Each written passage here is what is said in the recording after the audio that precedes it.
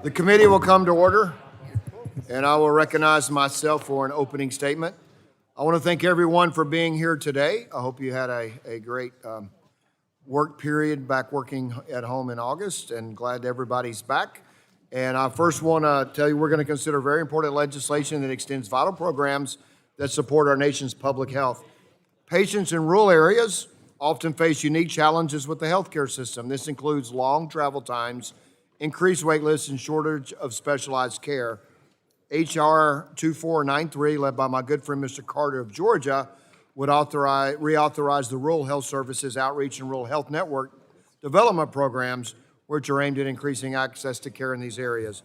Additionally, patients across the country have benefited from increased access to telehealth services. H.R. 3419 would reauthorize the Telehealth Network and Resource Center programs. We also will be considering H.R. 1262, the Give Kids a Chance Act, led by Representative McCall, and H.R. 1843, increasing transparency in generic drug applications, led by Representative Dunn. The Kids Give a Chance Act of 2025 builds on current programs to accelerate research and drug development for rare pediatric diseases, including cancer. One important part of this legislation is the reauthorization of the Rare Pediatric Disease Priority Review Voucher, or PRV. This program provides a critical incentive for companies to develop treatments and cures. Since 2012, the program has proven successful, leading over 50 new treatment approvals for nearly 40 different rare pediatric diseases, many of which had no options prior. I'm very pleased we're finally providing certainty to this critical program and the patients that it benefits. In addition, we are considering H.R. 1843, which would increase access to generic drugs by eliminating bureaucratic hurdles and increase transparency during the drug approval process. Both of these bills were considered last Congress in a bipartisan fashion, and look forward to that continued support today.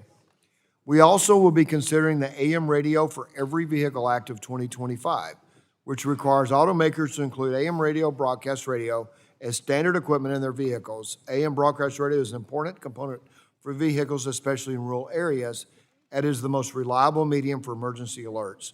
And I want to thank Chairman Bilirakis, and I want to thank Ranking Member Pallone for their bipartisan efforts with this legislation, which is co-sponsored by 37 members of this committee and nearly 300 of our colleagues in the full House. I appreciate the hard work from members and staff on both sides of the aisle for their work on all these bipartisan bills. I will yield back, and I now recognize the gentleman from New Jersey, Representative Pallone, for 5 minutes for an opening statement. Thank you, Mr. Chairman. Today we're marking up 7 bills, but before I discuss some of the bills, I want to express my disappointment about some health bills that have been left off this markup.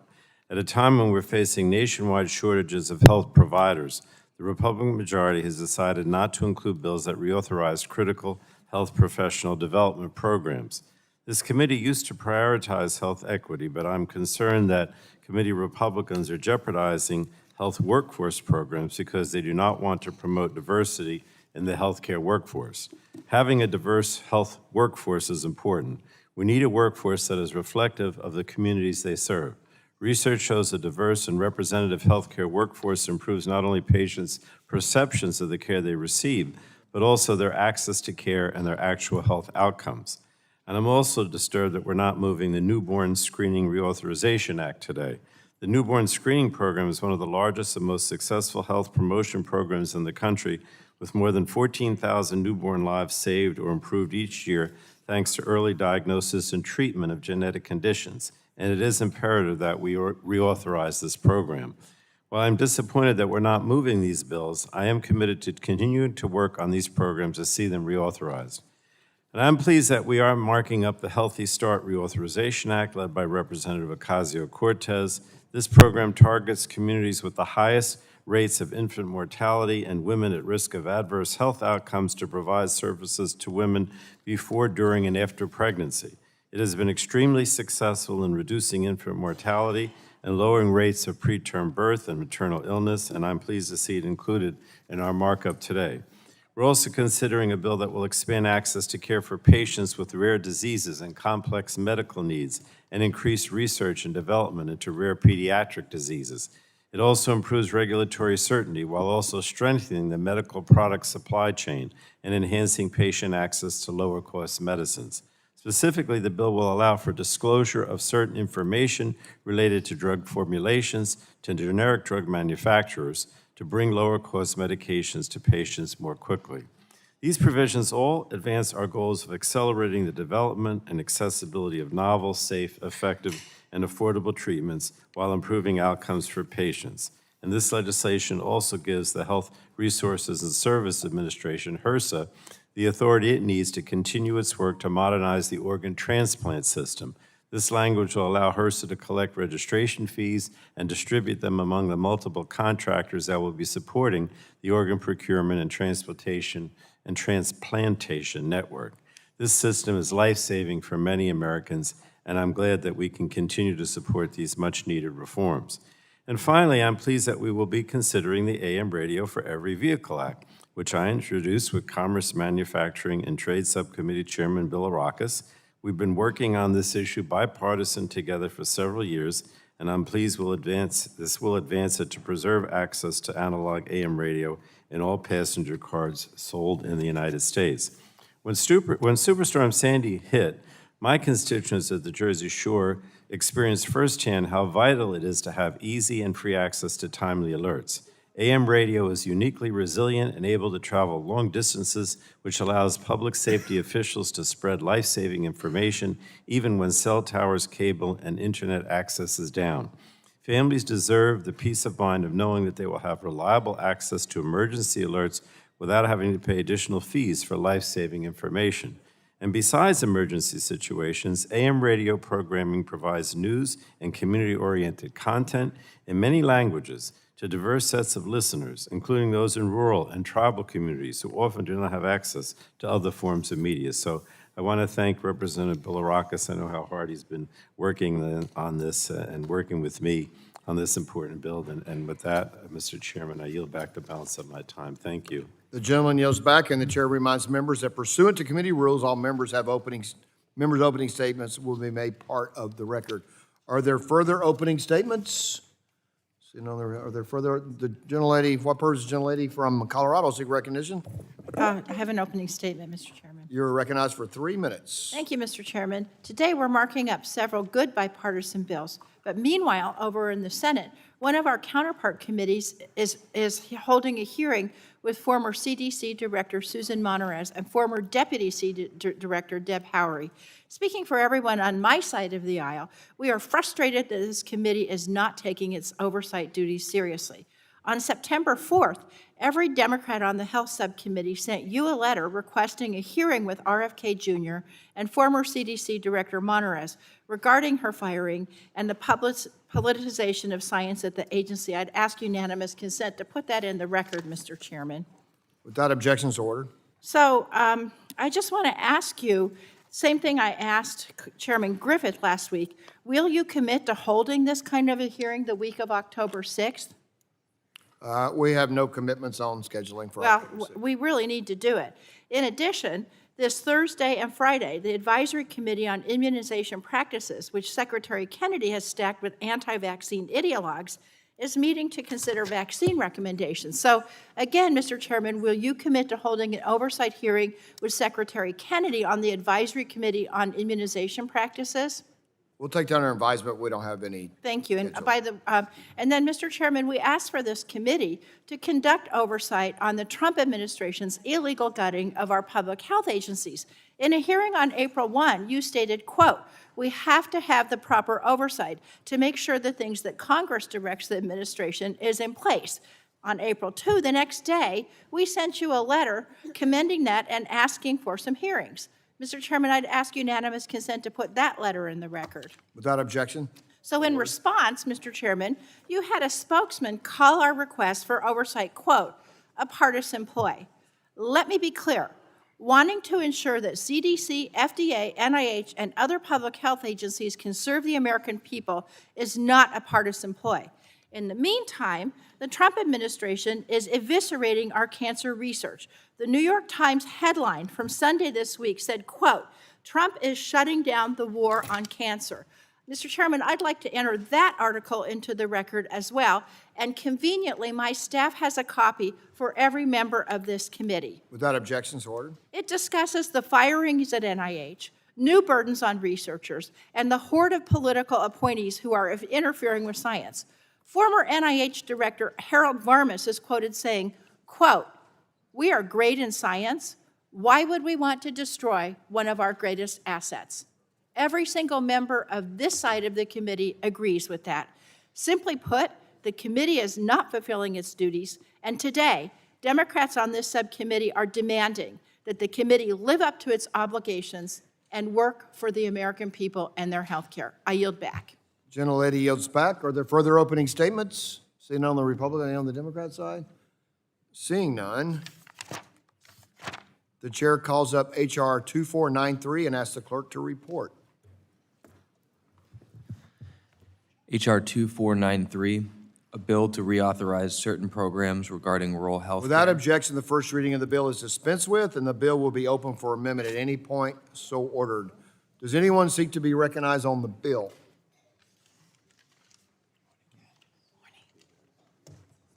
The gentlelady from Washington, what purpose? Gentlelady from Washington is recognized to speak on the bill.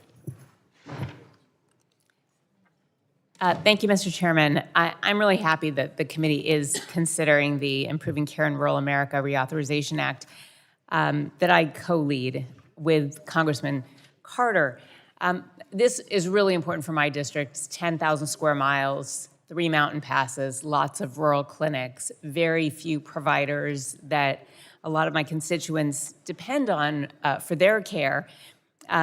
And so I'm really happy that we're going to have some support for these rural hospitals and clinics. But I just have to point out, like I did last time, some of the hypocrisy and sadness about this bill. I mean, first of all, what these rural clinics and rural hospitals depend on most is Medicaid, because they see a disproportionate share of Medicaid and Medicare requiring or using patients. And they would much rather have not seen the big ugly bill pass, would have much preferred to still have their patients have access to Medicaid than to see this. I mean, this is a $50 billion investment. It's a one-time investment.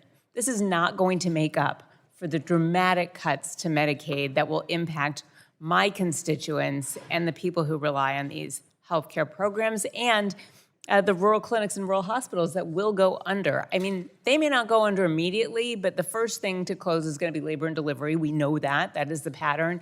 And think about those 3 mountain passes in my district. Think about the women in the winter who might not be able to get over a mountain pass and the implications both for themselves and for their new babies when things go wrong.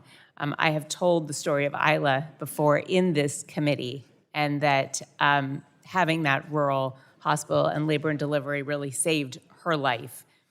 I also just want to mention that now we have a rule for how CMS is going to distribute these funds, and it sounds a lot like the MAHA agenda. Wearables, kind of insufficient insurance policies. It basically states that conform to the agenda of this administration will be more likely to get those funds, which makes me concerned that although we're doing a partial right thing here, my state may see none of that benefit unless we kiss the ring. So I am going to vote for this bill today. It's the right thing to do. It's my bill. It will help rural hospitals, but I cannot do that without calling attention to the hypocrisy of what has happened in this committee, and that every single one of my colleagues here voted to make the largest cut ever to Medicaid, and then is trying to make up for that error, which they know is an error, by passing this bill. Thank you. I yield back. Thank you. The gentlelady yields back. The gentleman from Georgia is recognized for 5 minutes to speak on the bill. Thank you, Mr. Chairman. Mr. Chairman, I'd like to express my support for the bipartisan Improving Care in Rural America Reauthorization Act that I've introduced with Senator Tim Scott. This legislation would reauthorize critical rural health care services, outreach programs that increase access to health care services in rural communities. Rural residents often encounter barriers to accessing health care, including distance and transportation issues. These roadblocks result in unmet health care needs, leading to a 43% higher mortality rate for rural Americans compared to those living in cities and suburbs. The Rural Health Care Services Outreach Program represents one of the federal government's most successful rural health grant initiatives. These programs promote innovative solutions that help people in rural communities get the care they need, such as increased access to preventative health services and screenings, chronic care management, and other forms of care that are needed in our rural areas across the United States. In fact, several recipients in Georgia benefit from this program, including the Southern Healthcare Collaboration in Baxley, Georgia. By reauthorizing rural health services outreach programs, this bill will lead to increased access to health care services for rural communities.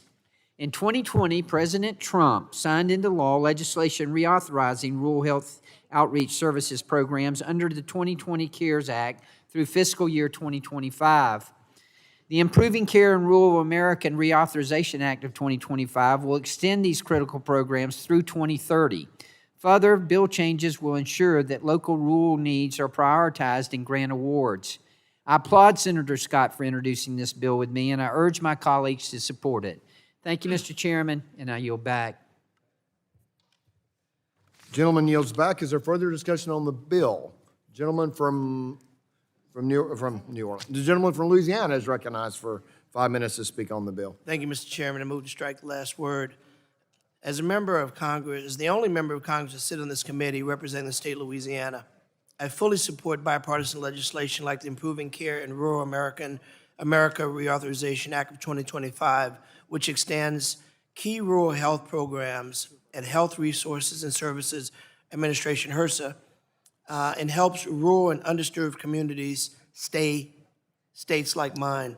In fact, 44 of Louisiana's 64 parishes are designated as fully or partially rural, and approximately 29.1% of Louisiana's population currently live in rural areas. Programs like the Rural Health Care Services Outreach Program, Rural Health Network Development Program, and Small Health Care Provider Quality Improvement are lifelines for providers and patients in rural and underserved communities.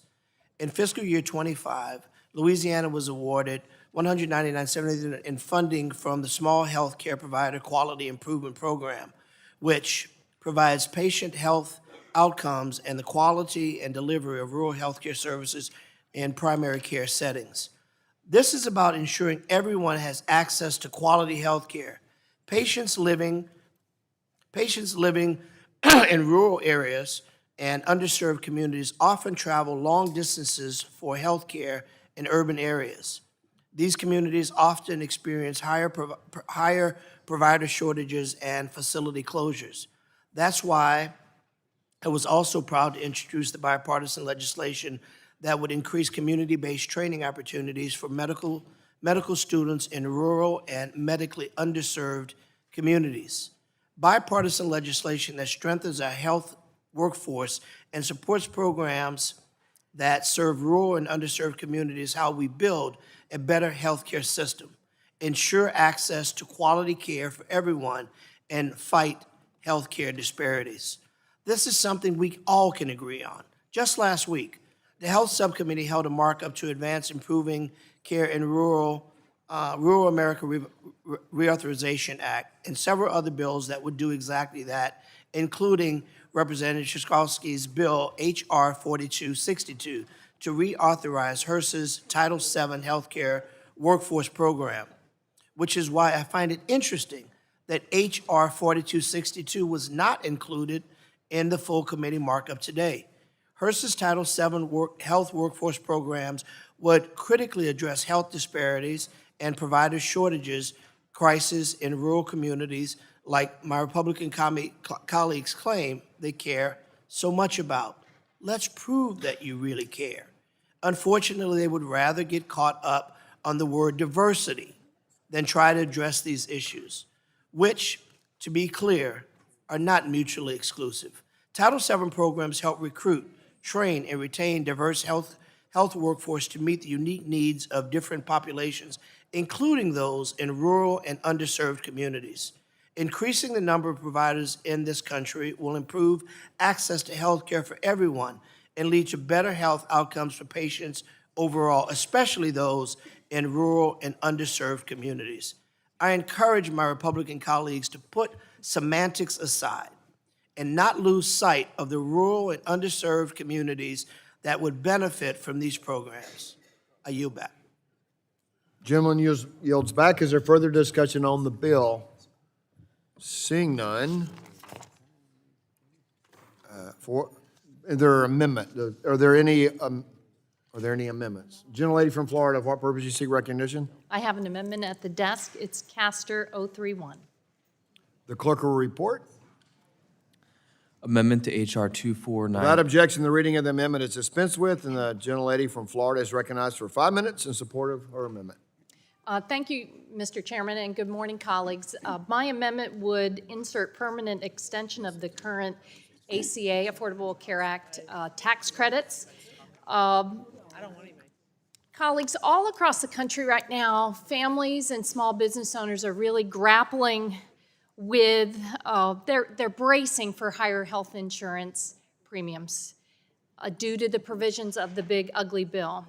This comes at a rotten time because they're already having to pencil out how am I going to pay my utility bill, groceries, housing, and it does not have to be this way when it comes to their health insurance. There is still time for the Congress to help the families and small business owners we represent back home fix the broken health care system and keep health insurance affordable for so many of our neighbors who do not have health insurance through their employer.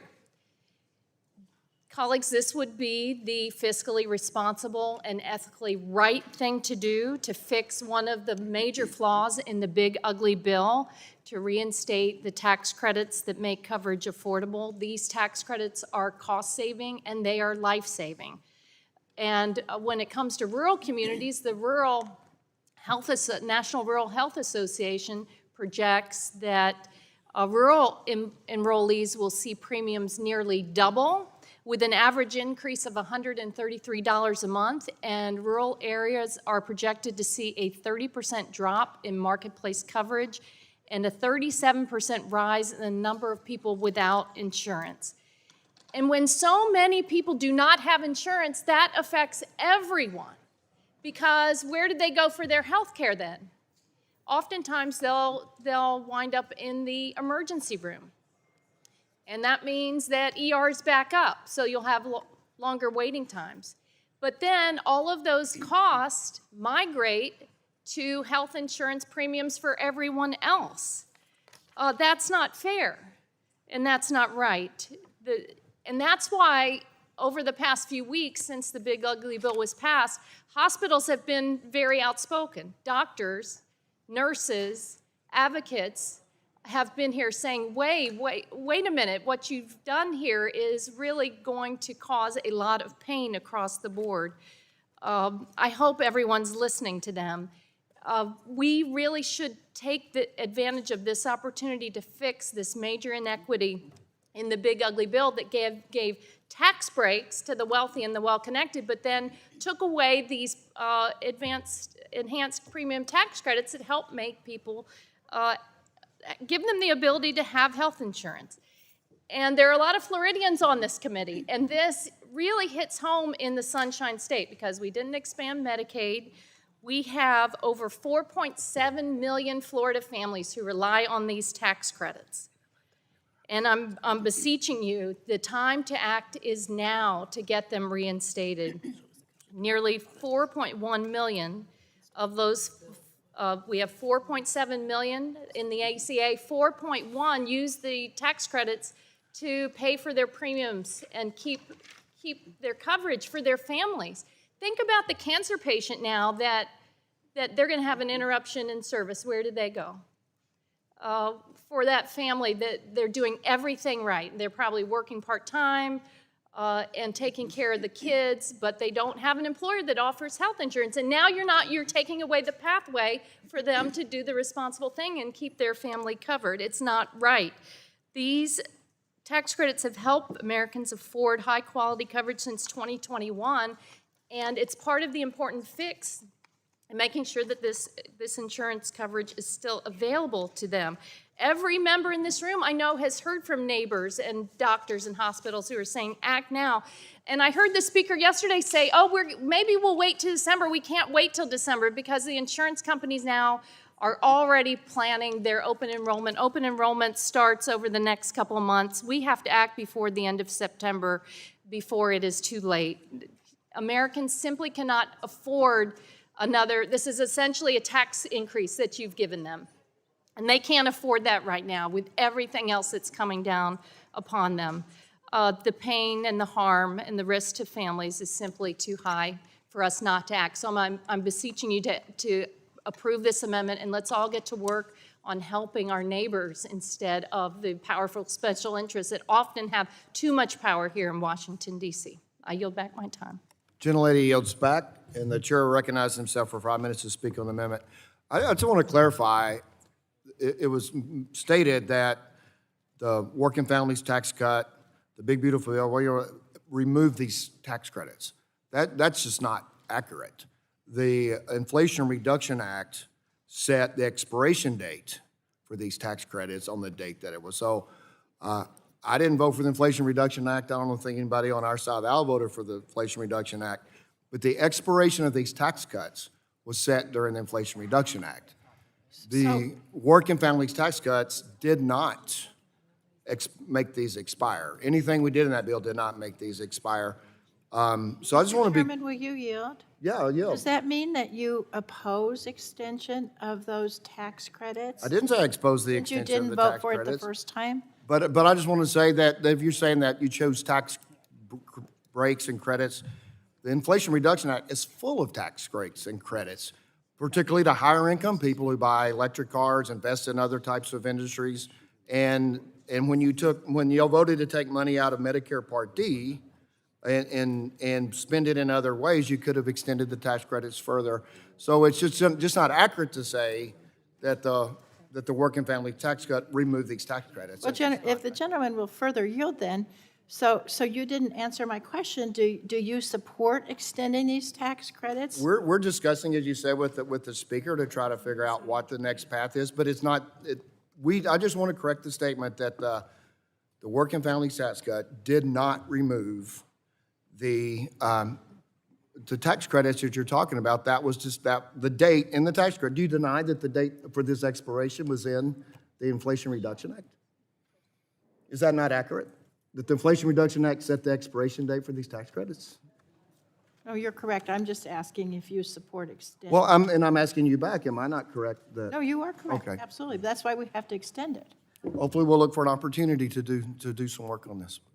So I'll yield to the gentleman from Florida. Unless you want your own time, okay, I will yield back, and I will yield to the gentleman from, anybody seek recognition to speak on the amendment? Gentlelady from California is recognized for 5 minutes Okay, to speak on the amendment. yeah. Mr. Chairman, I move to strike the last word. First of all, I'd like to thank my colleague, Representative Casser, for offering this amendment, because this is not business as usual. We are staring down a complete health care catastrophe, and Republicans are completely turning a blind eye. They cut almost $1 trillion from Medicaid, kicking over 15 million Americans off their health insurance. Now they want to add fuel to the fire. They're refusing to extend the premium tax credits that 20 million Americans rely on. Apparently, they're comfortable letting working families and small businesses pay thousands of dollars more in monthly premiums. Now, let me be crystal clear. This isn't a December problem. It is a right now problem. My constituents are getting their rate notices next month. I have over 27,000 constituents who rely upon these subsidies, and they're going to see an average increase of $121 a month. Now, that might not mean anything to all of you, but it means a lot to my families. That's over double what they're currently paying. And that's just for a single person. The average family of 4 would see healthcare premiums increase by thousands of dollars a year. Families are going to be forced to decide between keeping their healthcare coverage or paying for school supplies, rent, or utilities. And that's simply unacceptable. And I yield back. Gentlelady yields back. Is there further discussion on the Republican side? Seeing none. On the Democrat, Mr. Tonko, do you still have your hand up? Did you? I thought Mr. Tonko. Okay. Then gentleman from Florida is recognized for 5 minutes. Did you want? Okay, gentleman from Florida is recognized for 5 minutes to speak on the amendment. Thank you, Chairman. Extra, extra, read all about it. Huge healthcare hike is coming November 1st. If Republicans join Democrats to help with the premium tax credit, we could see increases of up to 75%. I have the second most Obamacare of any district in the nation. All top 10 are in Florida, Republicans and Democrats. If you're from Florida or Texas in particular, these are the biggest exchanges in the nation, and California too. We could see 100,000 plus of our constituents lose health insurance or see increases of $1,500 to $15,000. And now the older you are and the more money you make but are pre-Medicare, the more of a hit you're gonna get. And I can tell you, back in Central Florida, these are folks who vote. No doubt about it. This is a ticking time bomb. So we have this budget vote coming up on September 30th, where we could either include it in time for the November 1st open enrollment or not. And I know this is what we are asking for in this upcoming budget vote, that we come together. We know that this would be even more of a healthcare hit than some of the Medicaid cuts next year and the following year. And so we're pleading for Democratic districts, for Republican districts, for folks across America, that we get this done, that we extend the premium tax credit, that we continue to keep Obamacare affordable for millions and millions of Americans. You know, when I was a small business owner, so many Floridians are small business owners, I would pay for my employees to get their health care on the Obamacare exchange. A lot of Florida businesses are small to mid-sized businesses. They don't have employer-based health care. This is how 4.6 million Floridians get their health care. Also seniors who are not old enough for Medicare, 60, 61, 63, 65. This has been very popular with that group as well. Folks who aren't retired yet, but want to be and are paying thousands of dollars a month prior to these premium tax credits. This made it affordable for them again. So I'm hoping that folks will come together. This affects districts across the aisle, Florida, Texas, and other states, so we avoid this huge healthcare hike on November 1st. With that, I yield back. Gentleman yields back. Is there further discussion? The gentleman from New York is recognized for 5 minutes to speak on the amendment. Thank you, Mr. Chair. I move to strike the last word. Thank you. I don't understand why everyone in this room isn't demanding that we extend the ACA tax credits. The deadline is approaching, and insurance companies are making decisions about increasing premiums as we speak. It's bad enough that Republicans' big ugly bill will take health care away from millions of currently insured Americans in a cynical ploy to deliver tax cuts to the super rich. That is cruel, and I just can't wrap my head around taking away health care from your own constituents by prioritizing tax cuts to billionaires and letting ACA tax credits expire. If Republicans follow through with plans to let these tax credits expire, simply millions more will lose access to their health care. On top of that, premiums will increase for millions of more people who don't get the tax credit because the cost of uncompensated care get passed on to everyone, remaining as increased premiums. Americans deserve access to affordable health care. We've made that very clear when we pushed forward the Affordable Care Act. No one wants to see their premiums rise by 20%, knowing that their member of Congress can easily stop this. I ask my Republican colleagues to reverse course and support the extension of these ACA tax credits. It's the right thing to do, and with that, Mr. Chair, I yield back. Gentleman yields back. Anyone seeking recognition? The gentlelady from Michigan is recognized for 5 minutes. Thank you, Mr. Chair. I move to strike the last word on Rep. Caster's amendment. But as my other colleagues have said, And I know people, why do we have to do it now? Because this is when bills are moving and they expire at the end of the year, but the marketplace, as has been said, opens on November 1. And middle-class families are going to see large and painful tax hikes as a result. Families who are already stretched thin, who are talking to us about affordability and costs everywhere, are simply not going to be able to afford it. Allowing the subsidies to expire would exasperate the damaging effects of health care. As a result, I'm sorry, I know you called the big, beautiful bill, but it's not to me and the people that have been telling me about what is happening to their health care. As a result of its enactment, health care costs are expected to go up for everyone, not just those who will be impacted by the drastic Medicaid cuts in the bill. Here's a reality. In Michigan, Blue Cross Blue Shield's already asked for an 18% increase. State by state, the insurance companies are already asking for increases around 20, 24, 26%, depending which state it is. And if these tax credits aren't renewed, we're already being told people's premiums are going to go up 75%, on top of what the insurance companies are already doing. People are going to leave the marketplace due to higher premiums, which were already stressed by increasing health care costs. Too many people are simply going to forego health insurance.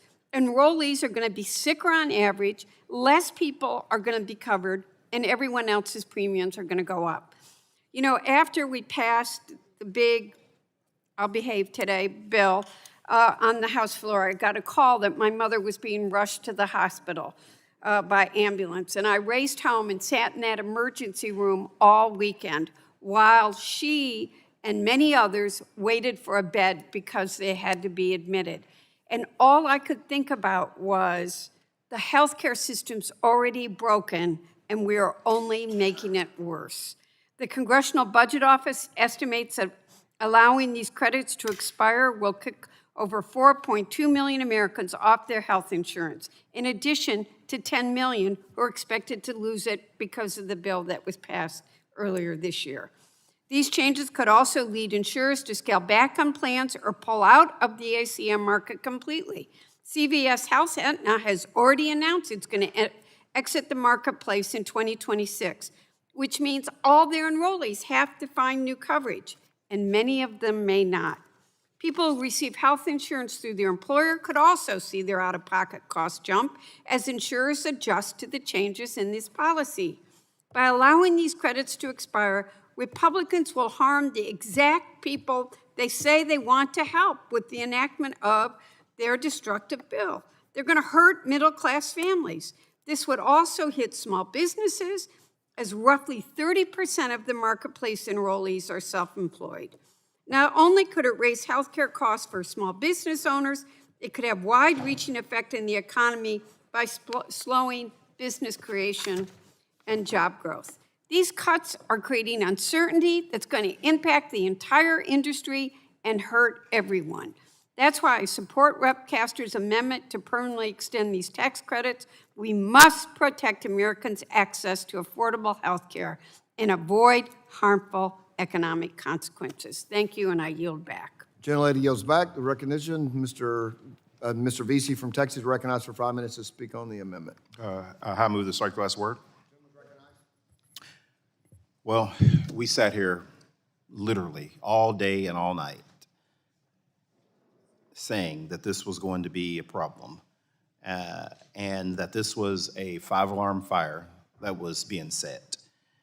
And instead of helping put the five-alarm fire out, Republicans were running around with matches. And let me just remind everybody about how we got here, because back in the summer, Republicans slashed hundreds of billions of dollars from Medicaid, literally, like I said, in the dead of the night.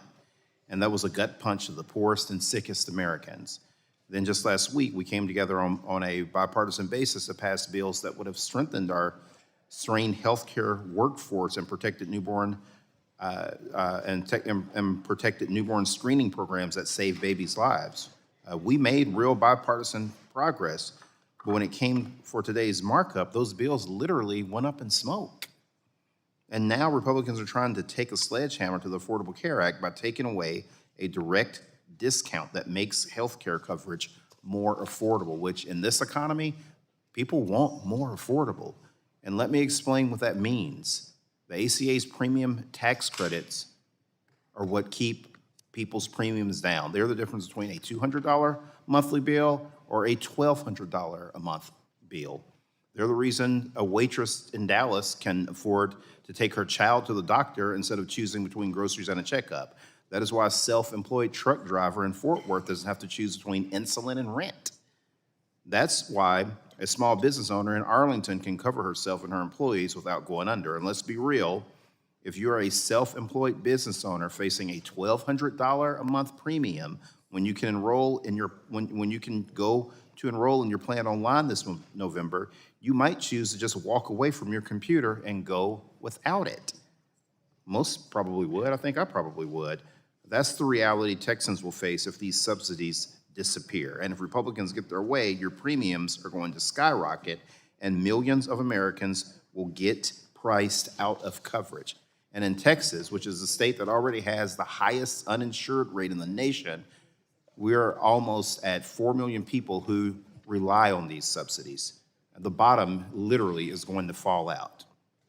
And so let's not pretend this is about budgets. This is about politics, plain and simple, because people are whispering in Republicans' ears and telling them, dismantle the ACA, tear it down, strip it away. And my colleagues on this committee are nodding along and happy to do their dirty work, avoiding honest conversations, even if it means their own constituents are going to lose health care, even if it means their own constituents are going to lose health care. This cruelty is compounded. First, they cut Medicaid, then they abandoned newborn screening and critical workforce programs, and now they want to rip away a health subsidy that almost 4 million Texans rely on. Those subsidies away, when you take those subsidies away and you don't just hurt the 4 million Texans, you literally threaten the health care of 24 million Americans, and your neighbors, your coworkers, your parents, who get their work and who get their coverage from the marketplace. And so let me be perfectly clear. If my colleagues across the aisle know what's good for their constituents, then they will vote to make these premium subsidies permanent. It's not that hard. I yield back. Hey, gentlemen, yield for a second. The gentleman yield. I yield. On the newborn screening, I know we had some technical assistance back that we're all working on. I want to work with you on that. In state legislature authorized, I was the major sponsor for newborn hearing screening, and so that's something we want to do, so we'll work with you on that. Thank you. And I want to say, the gentlelady from Massachusetts had a hand up the whole time, so I'm going to call on her, but this is, this bill actually amends the Social Security Act, which the amendment does, which is in jurisdiction of Ways and Means. But I know the gentlelady from Massachusetts had her hand up the whole time. And if a couple of you want to speak, we want to kind of move on with the bill, but looks like the gentlelady from Texas, well, I'll let you guys speak, but we need to move on to the bill. So gentlelady from Massachusetts is recognized. Thanks. I move to strike the last word in support of Congresswoman Castor's amendment. Thank you. The enhanced ACA premium tax credits are set to expire at the end of the year. But I think the point that's been made by so many of my colleagues is that families are already making decisions for their 2026 coverage and seeing their premiums go up right now. And let's not get wrapped around an axle on process. We reauthorize and we renew programs that work and help American families every year. We do that on this committee. If Congress fails to act, another 4.2 million Americans are going to lose their health insurance, according to the CBO, and premiums are going to nearly double. That will force families to choose between keeping their coverage and paying for the basics like housing, food, and utilities. In Massachusetts, over 200,000 people will see their financial support reduced or eliminated if these tax credits expire, and premiums rising by hundreds of dollars each month and thousands each year, putting affordable coverage out of reach. Insurers are already incorporating the expiration into their 2026 rate setting, which means families will they'll soon see those higher premiums baked into their options unless Congress steps in. A constituent of mine from Gardner, Massachusetts recently wrote to me, and he said, quote, My beautiful, happy 9-year-old granddaughter was recently diagnosed with epilepsy, and it's killing me to watch her struggle on a daily basis. I'm hoping you can help her and all the other children affected by this awful disease and get the help that they need to cover medical bills, end quote. Her family, like so many others, depends on the enhanced ACA tax credits to keep their coverage affordable. Letting those credits expire would make it harder for families managing serious health conditions to afford the care that they need. And the enhanced tax credits are a lifeline for families with low incomes and a critical protection for middle-class families who would otherwise face crushing premium costs. Letting them expire would reverse years of progress in making health care affordable. So, our Republican colleagues just passed the biggest health care cut in our country's history by slashing Medicaid and doing nothing while millions of Americans face devastating premium increases.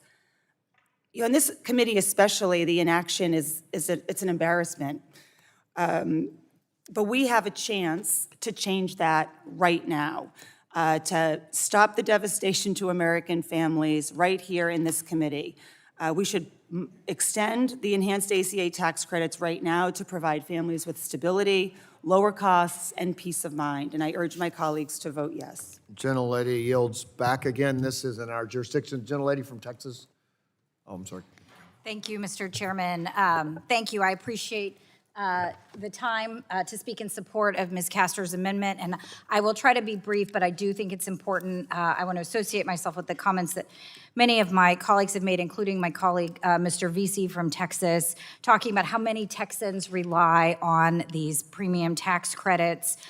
In my district, there are 125,000 people that rely on these tax credits. In Texas, my number was 3.4 million, but I think Mr. Vesey's is a little higher because more and more people have been using them and need them and are about to lose them. And I met yesterday with a nonprofit healthcare provider in my district talking about how dire the situation is at home, how important it is that we deal with this at this moment as people are about to get their coverage letters explaining the increase in their premiums, explaining why they're about to find out how much the cost of having insurance, if they can get it at all, is going to go up. And so we have an opportunity in a moment where we really need to address this crisis that is coming. And what I heard, and I have a couple things I want to offer for the record so that we can make sure we keep this, but from our hospitals estimate that the premiums for folks in my area in Harris County and people across Texas, the premium increase is estimated to be 115%. 115% of the premiums. People paying $1,000 a month now for their family are going to pay more than $2,000 a month. That's a huge cost increase. There's also an estimate that they can't afford it, and so we're going to increase our uninsured rate in the state with the worst uninsured rate in the country, the highest uninsured rate in the country, that the uninsured rate could go up by about 27%. This isn't partisans, this isn't politicians, these are the hospitals giving us these estimates. And so, what the hospitals explained to us, and I'd love to share the letter that they provided to me and to the members of our delegation for the record, is that these credits really stabilize the entire healthcare system. And that's the piece. We need to connect the dots in this room where we have this expertise and where this is our jurisdiction to say that we understand that these are helping keep people getting preventative care, keeping them out of emergency rooms, that these credits are absolutely essential to making sure that we continue trying to make more affordable access to care available for more people, and that we're doing the wrong things right now. This Congress is moving things in the wrong direction, as many people have mentioned. Our hospital estimate that's in this letter is that a Texas couple in their early 60s are going to see their premiums go up by $17,500 a year. We can do something about that right now, and we absolutely have to. And so the other thing, I will just point out another letter I'd like to offer for the record, and we will get these to you electronically, Mr. Chairman, if I can introduce it, is that the Greater Houston Partnership, which represents the business community, supports extending the enhanced premium tax credits. And that's our business community, that folks across our community understand the impact that the expiration of these credits is going to have on people across our community. It's going to hurt individual families, it's going to hurt businesses, it's going to hurt our hospital systems, it's going to hurt the people that we're here to represent. And so I think we have an opportunity here. The other and the last thing I want to say with the time I have left, and again, Mr. Chairman, I appreciate you yielding to me for this, is that we're already seeing our communities have to figure out how to make up the difference for this. And in Harris County, where I live, our county commissioners just approved a property tax hike to pay for what they expect to be $1 billion shortfall in federal funding for healthcare. And so that's covered in our local paper, that they voted to increase the property taxes because we're expecting $1 billion in Medicaid cuts to be implemented from the votes that this Congress took just a couple of months ago. So people are feeling it everywhere, and it's really important that we do what we can to mitigate this. This is good policy. This is widely supported. People want us to continue these credits. There is no reason not to extend them. I understand the concern about whether this falls in our committee's jurisdiction, but I think our committee should vote yes.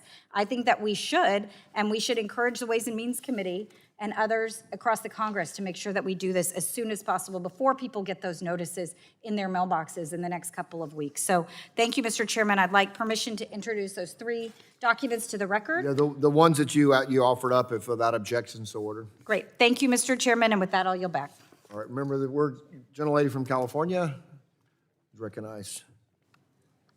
Thank you, Mr. Chairman. I move to strike the last word in support of this amendment. It's been interesting to sit here and listen to my Republican colleagues say things, we want to move on, or this is not in our jurisdiction. But the last time I checked, Energy and Commerce did everything on healthcare. And we hear members talk about healthcare issues all the time, at all kinds of angles of them. But you know why they don't want to talk about it? Because Republicans are not for health care for the American people. They are okay. They are okay with people being kicked off of their health care. They are okay with your health care premiums going up. There's a spending bill under consideration right now, and Republicans don't want to talk about health care. They don't want to talk about anything on health care. Why? Because they just voted to kick millions of people off of their health care. Are they doing anything in this bill to undo that? No. Are they doing anything in this bill to foresee the concerns on Medicare that are coming? No. Are they doing anything to have prices go down on health care? No, they're not doing that either. This chart right here just shows you and illustrates higher cost.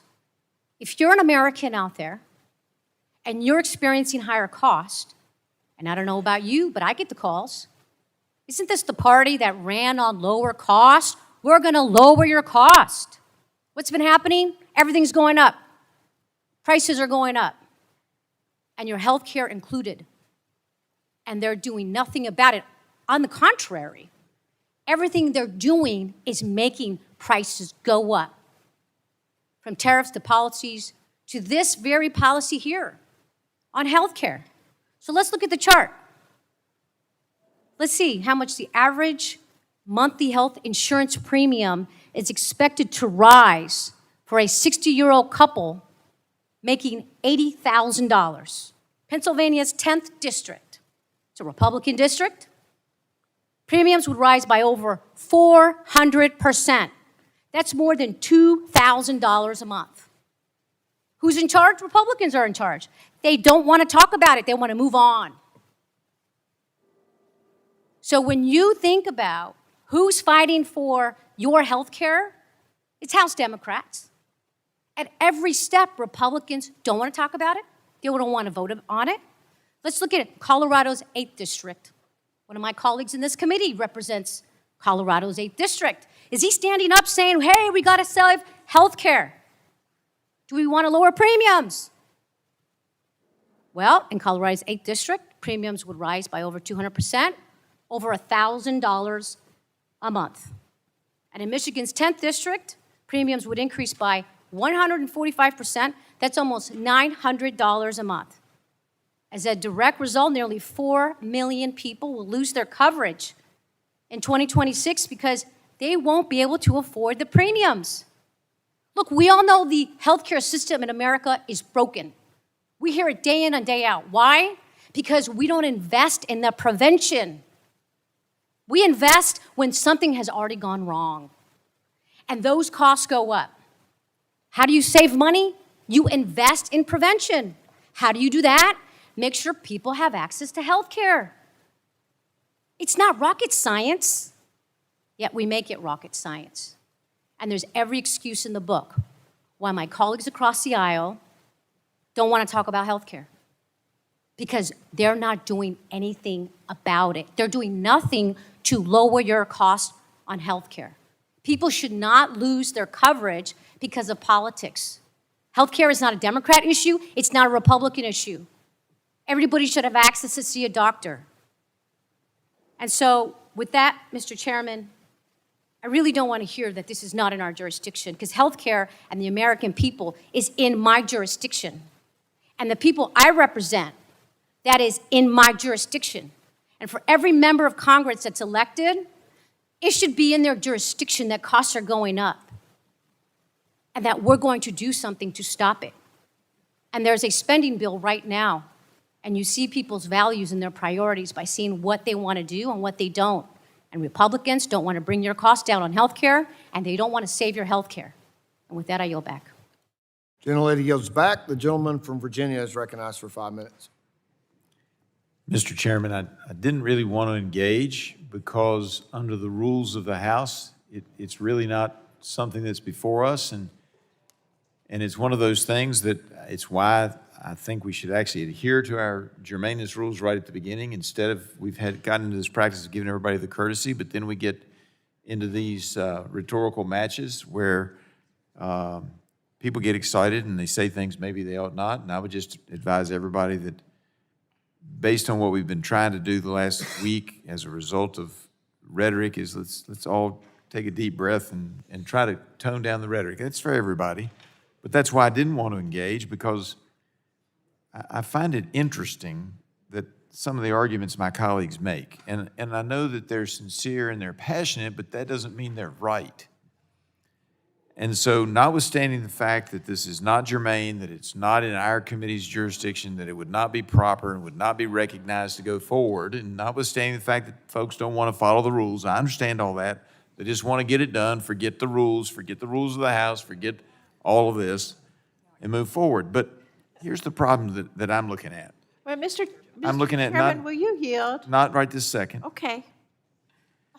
And the problem that I'm looking at is that when we had the reconciliation bill, and I know y'all didn't like it, and that's fine, but there were meaningful reforms to the ACA exchanges as a part of that, and CBO scored those proposals in the Tax Cuts for Working Families bill addressing waste, fraud, and abuse in the ACA marketplace, and said that in their scoring that it would deliver lower premiums to millions of America on the ACA exchanges.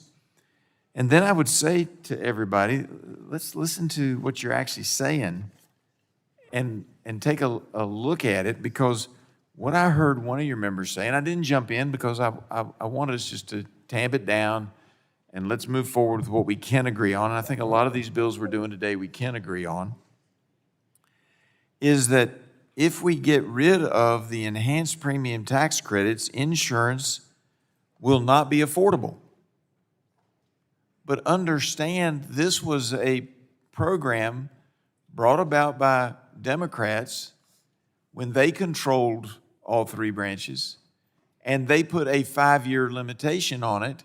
So the cliff that we're coming up on is a cliff created by my colleagues on the other side, and it was supposed to be a limited program because it was supposed to address the fact that a lot of people were unemployed because of COVID, and they needed premium tax credit help on their health insurance premiums because we were going through an extraordinary period during COVID-19, Mr. Chairman.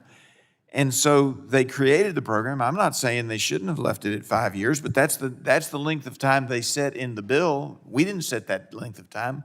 Our colleagues on the other side set that length of time. And it was supposed to be an extra, that's why it's called the premium tax credit, an extra tax credit on top of what was already in the so-called Affordable Care Act. I'll wait for Mr. Weber to leave.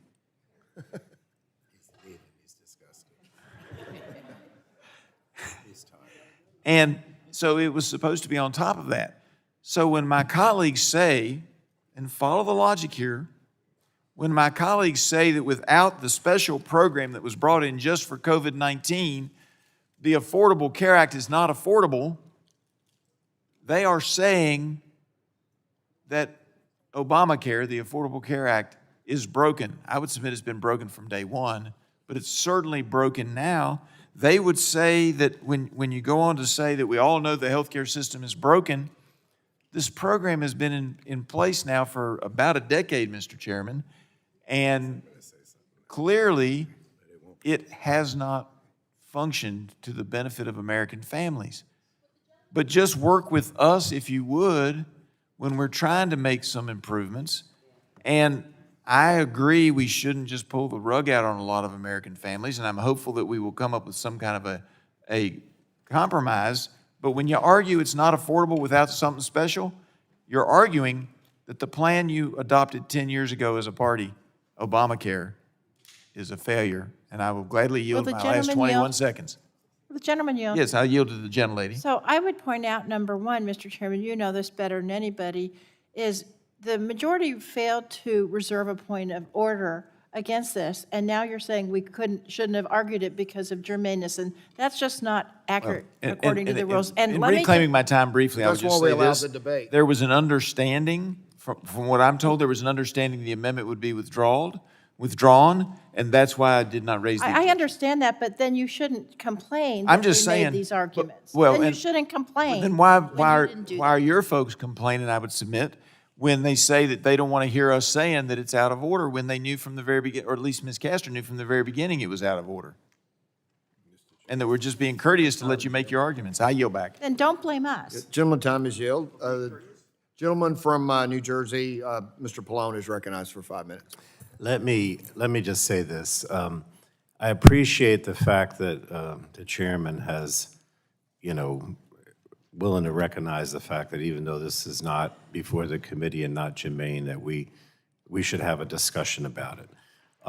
In all honesty, regardless of who's to blame for the end, the fact that this expires at the end of the year, the bottom line is that I believe, and most Democrats, and I think some Republicans believe, that these tax credits that went to a little higher income actually helped a lot of people. And we know that now, because of the fact that healthcare costs are going up so much, that if they're not extended, a lot of people are going to lose health insurance. I don't think, if anybody wants to argue with that, you can, but I don't think there's any question that many people will not be able to afford their insurance when these new rates go into effect, and if these advanced tax credits don't exist. Now, I believe, just from my conversations with other members on the floor, whatever, that there are a lot of Republicans who would like to see an extension of these tax credits, whether it's for a year or permanent, which is what I would like to see. So, I would just hope, based on what the gentleman just said, that this becomes part of the debate in the context of the CR. The Democrats, both Schumer and our leadership in the House, have said that they don't want to support, and I don't either, any kind of a continuing resolution or spending bill that does not address health care and the cuts in health care. And that could be the Medicaid cuts in the big ugly bill or big beautiful bill. But right now, the most immediate, or other things, right? Research, all kinds of things that are going on that are creating a crisis with healthcare right now. But I do think that the biggest concern, because of the fact that these rates are already going out, are these extended tax credits. In my state of New Jersey, where we have our own exchange, I think some of the states here use the federal exchange, right? But in the case of New Jersey, we have our own exchange. And all the media has been out there all the time with charts very similar to what Ms. Barragan has said, telling them how much these rates are going to go up. The filings have already been made in New Jersey in August. The information's already out there. So my only hope is that regardless of the germaneness, regardless of the debate today, that the Republicans on this committee, make the case to their colleagues, to the leadership in the House, that this is something that needs to be addressed, because there's no doubt that it's going to negatively impact people and make it much more difficult for them to have health insurance. They're going to just lose it. So I'm going to leave it at that. I understand that this is not germane, it's not before the committee, but obviously we're going to have to discuss this in the context of the spending bill, because otherwise the government's going to shut down. And we feel very strongly as Democrats that this is a #1 priority that needs to be addressed in the next few days or the next few weeks because of what's happening out there. This is not ideological. This is not D versus R. This is the fact that people are going to lose their health insurance. But I'll leave it at that, Mr. Chairman. Thank you for the I appreciate time. it. And at that, will the gentlelady withdraw her amendment? Oh, the gentleman from New Jersey want to be recognized as well? All right, the gentleman from New Jersey is recognized. Thank you, Chairman. And similar to my colleague from Virginia, I wasn't anticipating speaking on this amendment, but one, I appreciate my colleague from Florida for introducing it. I appreciate and associate myself with the remarks from my Democratic colleagues, especially the ranking member Pallone. But I just do have to point out that if your point on healthcare in energy and commerce is a germaneness issue, then you're losing the argument on healthcare and failing to see the issue that so many Americans are facing. My colleague from Virginia commented that the ACA is a failure. Well, in reconciliation, you also struck healthcare from 15 million people. So if you allow the ACA credits to expire, 15 million people already losing healthcare because of your bill, you're not presenting any solutions to make healthcare more affordable. As I've said previously in this committee, folks on this side of the aisle have town halls. We actually engage with our constituents, and no one's saying healthcare is too affordable or too accessible. So you may not like democratic solutions, but we present solutions to our constituents. We present solutions to the American people. You treat healthcare not as a policy consideration, but as a budgetary issue.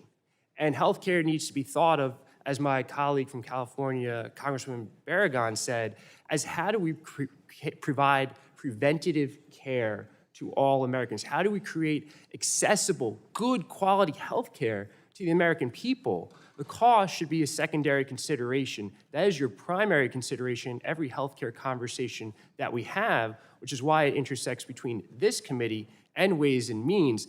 House Democrats will always work to create a more affordable, accessible healthcare system, but if you're going to criticize something, provide an alternative.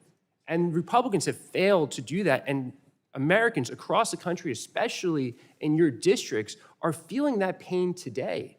And they're going to continue to feel that pain. And if you want to own 15 million people losing health care, and if you want to own letting these tax credits expire, do so that on your own, because too many Americans will feel that pain. Too many Americans will be in dire situations, and you will have to own that, not just in 2026, but for years and years to come. With that, I yield back. The gentleman yield for a minute. Yeah, I yield. I want to thank the gentleman for your remarks, and I want to just make sure for the record, I did not say the ACA was broken, as it was mischaracterized by my colleague. I said the healthcare system is broken because not everybody has access to healthcare. The ACA was to expand access to healthcare. It was fought against by every Republican, and if you remember, they tried to undo it in 2017. So if you want to say, you want to disagree that the healthcare system isn't broken, then we can have that conversation, but at least characterize what I'm saying accurately.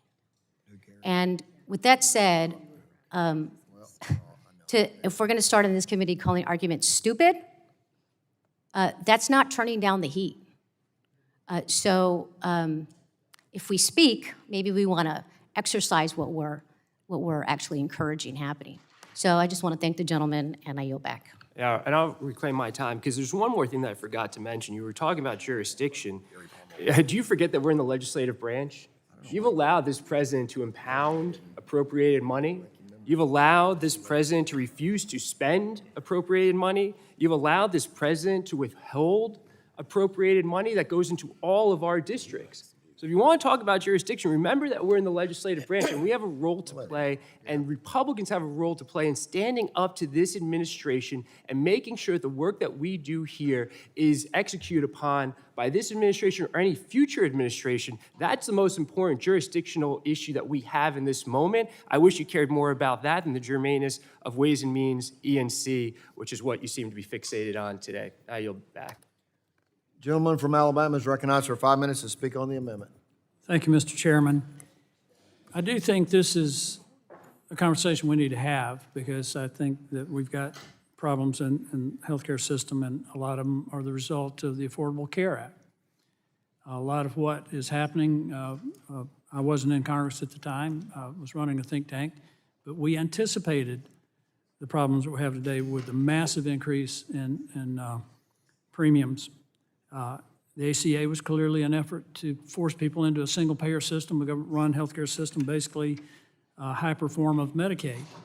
And that's why we're in the situation we're in now. But I want to go back to the numbers that my colleagues keep pitching out there. They keep quoting the Congressional Budget Office that claims, and they've inflated the claims a little bit, I think, the millions of people that they say will lose health insurance. I want to remind my colleagues that when we passed the Tax Cuts and Jobs Act, the Congressional Budget Office projected that 13 million Americans would lose their health insurance. 2017, there were 294.6 million people insured. By 2024, that's 310 million. That's an increase in the number of insured by 15.4 million. Those are real numbers, not made-up numbers. Instead of 13 million people losing their health insurance, 15.4 million more got health insurance. On Medicaid, the Congressional Budget Office said that 5 million people would lose their health insurance, lose their Medicaid. In 2017, there were 73.8 million people on Medicaid. By 2025, May of 2025, these are pretty recent numbers. You're shaking your head down there, one of my colleagues. I mean, this is simple math. It went up 4.3 million. There's 78.1 million people on Medicaid as of May of this year. I mean, it's the math. So you can keep throwing out, I will not. I mean, I've heard enough misinformation, misrepresentation about an issue that is of paramount importance to the country, and I think we're doing the right thing, Mr. Chairman. I think we're moving in the right direction. I think we're sincere about what we're trying to do for particularly in rural healthcare transformation, what we can do, and I think that we need to keep the discussion honest. And honesty starts with real math. I yield back. Gentleman yields back. Is there further gentlelady from Washington is recognized for 5 minutes. Thank you, Mr. Chair. I really appreciate this conversation. I think it's shed a lot of light just listening to what each side in this room is saying. You know, if it sounds like we're fired up because we're standing up for our constituents. I'm having more town halls than ever. I know my colleagues are having town halls. People are worried about losing their insurance coverage. Small business owners are worried about losing the ability to provide insurance for their employees. And it doesn't just impact people who get their health insurance from the Affordable Care Act either. I mean, just a quick connect the dots here. You take away the assistance so that people can afford to buy insurance. It's predicted that in Washington state, 80,000 families are just gonna drop insurance altogether. And who drops it? It's not the people who know they have pre-existing medical conditions. It's the healthy young families who probably won't need much care. They roll the dice, they drop out. The risk pool gets higher. Insurance companies now know they're gonna have to spend more on the people who are left. And it's not just those premiums that are going up, it's all of our premiums that are going up.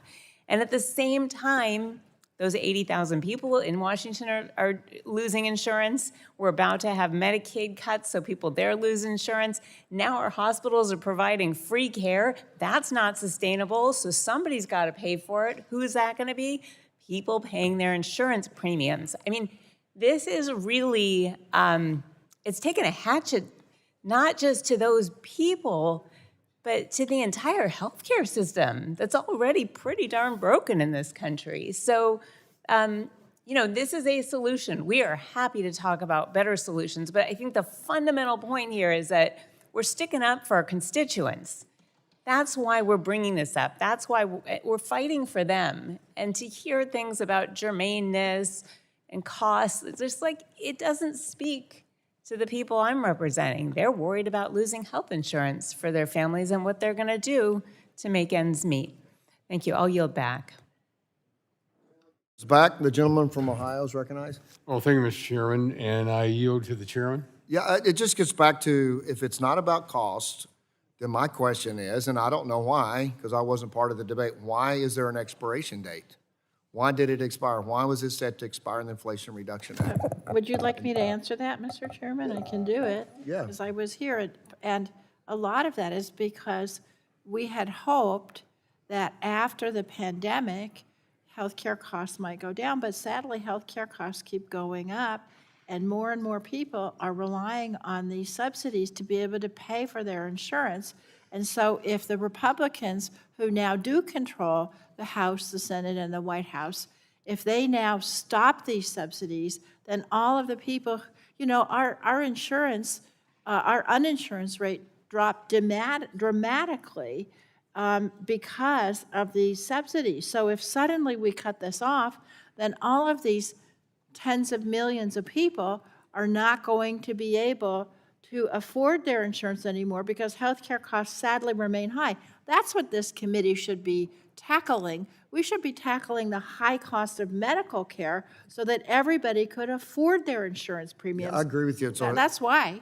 you're reclaiming, Bob wants to reclaim this.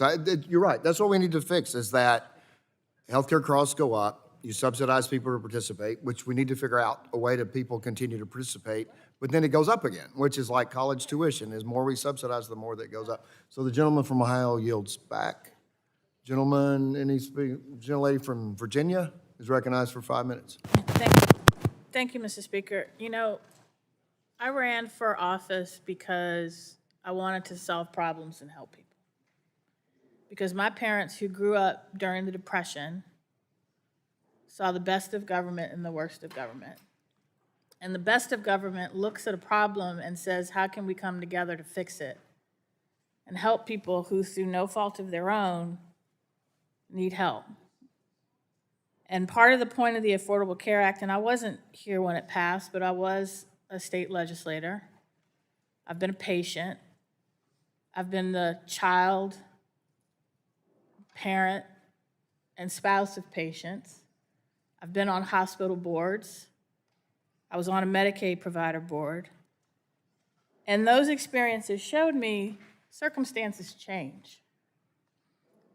And the Affordable Care Act was intended to ensure that more people got insurance, because insurance is supposed to pool the risk so that people who need access to health care can afford it. Because all of us are one accident or illness away from economic devastation. That's the bottom line of what we should be focused on. And the reason that you put deadlines in place or expiration dates in place is so that you can come back and say, have the circumstances changed so that the solution needs to change?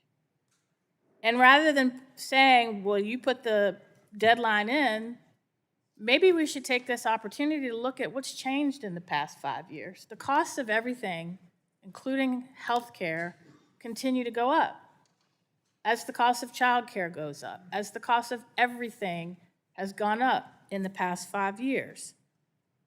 That's because technological advancements, which cost more money, have allowed better care.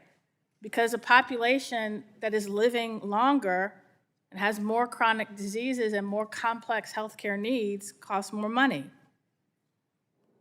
Some is because of administrative costs, because the people who provide the care often were providing it at wages that didn't allow them to meet their own needs, because drug costs have gone up. And yes, we need to come together and find a solution for the rising cost of healthcare, but in the meantime, we can't just let millions of Americans go uninsured. because that is guaranteed to mean those uninsured who will still get sick, they'll come to the hospital when it's too late. They'll come to the hospital when it's too expensive to treat them or more expensive to treat them. There'll be more uncompensated care that'll put even more of a strain on the healthcare system. And if we don't seriously look at that and address both the long-term issue and the short-term needs, we're going to leave a lot of Americans behind. I spent August particularly talking to rural healthcare providers, not just in my district, but all across Virginia. And what keeps them up at night is the fact that whether it's because of the Medicaid cuts or whether it's because of the expiration of the enhanced tax credits, they're going to see more uninsured people coming into their doors. Whether it's the dental clinic in Abingdon where 80% of their patients are Medicaid and the rest are uninsured and they have a waiting list of 2,800 people who before that clinic opened had to wait once a year for a dental clinic to come to get basic needs or dentures. Or whether it's the academic research hospital that says, I provide more uncompensated care while dealing with a workforce shortage, or it's the long-term care facility that can't compete in a rural area in Waverly that can't compete for workers with Amazon. It's a complex system and complex reasons why the costs are high. But while we fight over how to lower the costs, we cannot leave 17 million Americans to say, if you get sick, if your child gets hurt, you're out of luck. I yield back. Gentlelady's time has expired. Gentlelady yields back, I'm sorry. Is there any further discussion? Seeing none, the gentlelady from Florida is recognized. I'm going to withdraw the amendment at this time, but I think you've heard our message today. Without objection, the amendment is withdrawn. Are there further amendments? Seeing none, if there's no further discussion, oh, that's not an amendment. You want a vote call?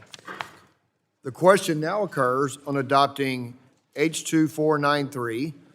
Roll call has been requested, and the clerk will call the roll. Mr. Latta? Mr. Latta votes aye. Mr. Griffith? Mr. Griffith votes aye. Mr. Bilirakis? Mr. Hudson? Mr. Hudson votes aye. Mr. Carter of Georgia? Mr. Palmer? Mr. Dunn? Mr. Dunn votes aye. Mr. Crenshaw? Mr. Joyce? Mr. Joyce votes aye. Mr. Weber? Mr. Weber votes aye. Mr. Allen? Mr. Balderson? Mr. Balderson votes aye. Mr. Fulcher? Mr. Fulcher votes aye. Mr. Pfluger? Mr. Pfluger votes aye. Mrs. Harshbarger? Mrs. Harshbarger votes aye. Mrs. Miller-Meeks? Mrs. Miller-Meeks votes aye. Mrs. Kamick? Mr. Obernolte? Mr. James? Mr. Bentz? Mr. Bentz votes aye. Mrs. Houchin? Mrs. Houchin votes aye. Mr. Fry? Ms. Lee? Mr. Langworthy? Mr. Langworthy votes aye. Mr. Kane? Mr. Kane votes aye. Mr. Rulli? Mr. Rulli votes aye. Mr. Evans? Mr. Evans votes aye. Mr. Goldman? Mr. Goldman votes aye. Mrs. Fedorchak? Mrs. Fedorchak votes aye. Mr. Pallone? Mr. Pallone votes aye. Ms. DeGette? Ms. DeGette votes aye. Ms. Schakowsky? Ms. Schakowsky votes aye. Ms. Matsui? Ms. Matsui votes aye. Ms. Castor? Ms. Castor votes aye. Mr. Tonko? Aye. Mr. Tonko votes aye. Ms. Clark? Aye. Ms. Clark votes aye. Mr. Ruiz? Aye. Mr. Ruiz votes aye. Mr. Peters? Mr. Peters votes aye. Ms. Dingle? Ms. Dingle votes aye. Mr. Veazey? Mr. Veazey votes aye. Ms. Kelly? Ms. Barragan? Ms. Barragan votes aye. Mr. Soto? Mr. Soto votes aye. Ms. Schreier? Ms. Schreier votes aye. Mr. Han? Mr. Han votes aye. Ms. Fletcher? Ms. Fletcher votes aye. Ms. Ocasio-Cortez? Ms. Ocasio-Cortez votes aye. Mr. Auchincloss? Mr. Auchincloss votes aye. Mr. Carter of Louisiana? Mr. Carter of Louisiana votes aye. Mr. Menendez? Mr. Menendez votes aye. Mr. Mullen? Mr. Mullen votes aye. Mr. Landsman? Mr. Landsman votes aye. Ms. McClellan? Ms. McClellan votes aye. Chairman Guthrie? Chairman Guthrie votes aye. Mr. Carter votes. Mr. Carter of Georgia is not recorded. Mr. Carter of Georgia votes aye. Mr. Fry, Ms. Lee. Ms. Lee is not recorded. Ms. Lee votes aye. Mr. Fry. Mr. Fry is not recorded. Mr. Fry votes aye. Are the Kamics recorded? Did the Kamics vote? Mrs. Kamek is not recorded. Ms. Kamek votes aye. Great to see your young daughter with you today. Yeah.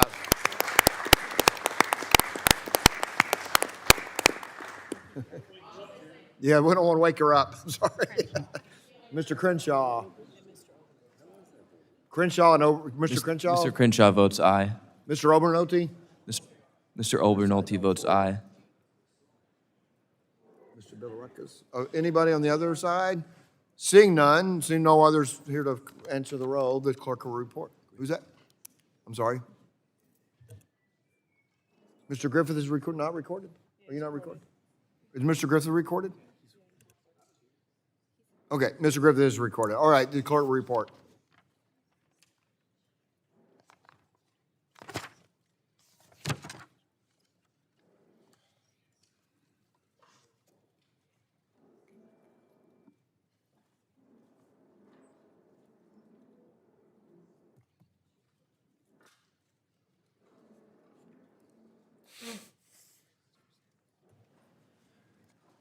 Chairman Guthrie, on that vote, there were 49 yeas and 0 nays. The ayes have it, and the bill is adopted. The chair calls up H.R. 3419 and asks the clerk to report. H.R. 3419, a bill to amend the public. Without objection, the first reading of the bill is dispensed with, and the bill will be open for amendment at any point so ordered. Does anyone seek to be recognized on the bill? The gentleman from California is recognized for 5 minutes on the bill. Well, thank you, Mr. Chairman. It's an honor to speak in support of H.R. 3419, led by my colleague and fellow Californian Representative Valadeo. This bipartisan bill would reauthorize the Telehealth Network and Telehealth Resource Centers grant programs administered by the Health Resources and Services Administration. These programs were created to strengthen access to care in communities where patients face real challenges getting the services that they need. Rural and frontier areas often struggle with shortages of healthcare providers, limited access to specialists, and long travel distances to the nearest clinic or hospital. That is certainly true in my rural district. It is true in Congressman Valadeo's district as well, and I'm sure in many other districts across the country. The grant programs we are reauthorizing today help close those gaps by equipping providers with the resources, training, and technical support they need to deliver care through telehealth. Tens of thousands of patients across the country have already benefited from these initiatives. Patients who no longer need to drive several hours for an appointment, families who can more easily manage ongoing health needs, and providers who are able to serve more people effectively because of the support these programs provide. Already tens of thousands of patients across the country have benefited. That means patients who no longer need to drive hours for an appointment, families who can more easily manage ongoing health needs, and providers who are able to serve more people effectively because of the support that these programs provide them. Reauthorizing these programs is a common-sense step to ensuring that progress continues. Expanding access to telehealth is not a partisan issue. It is a practical solution that gives patients more flexibility, helps address workforce shortages straining our healthcare system, and strengthens the tools that families need to connect with providers. Together, these efforts deliver measurable benefits and improve health outcomes across our country. I'd like to thank Congressman Valadao for his leadership on this important bill, and I urge my colleagues to support it. I yield back. The gentleman yields back. Is there any further discussion on the bill? Any further discussion on the bill? Seeing none.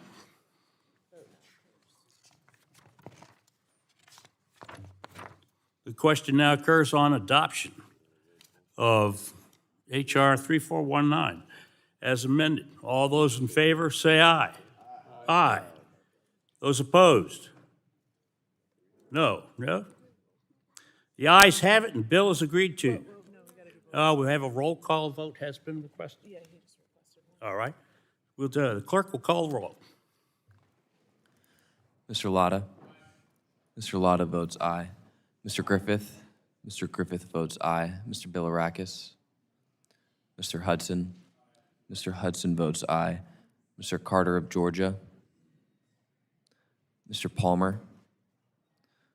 Mr. Dunn? Mr. Dunn votes aye. Mr. Crenshaw? Mr. Crenshaw votes aye. Mr. Joyce? Mr. Weber? Mr. Weber votes aye. Mr. Allen?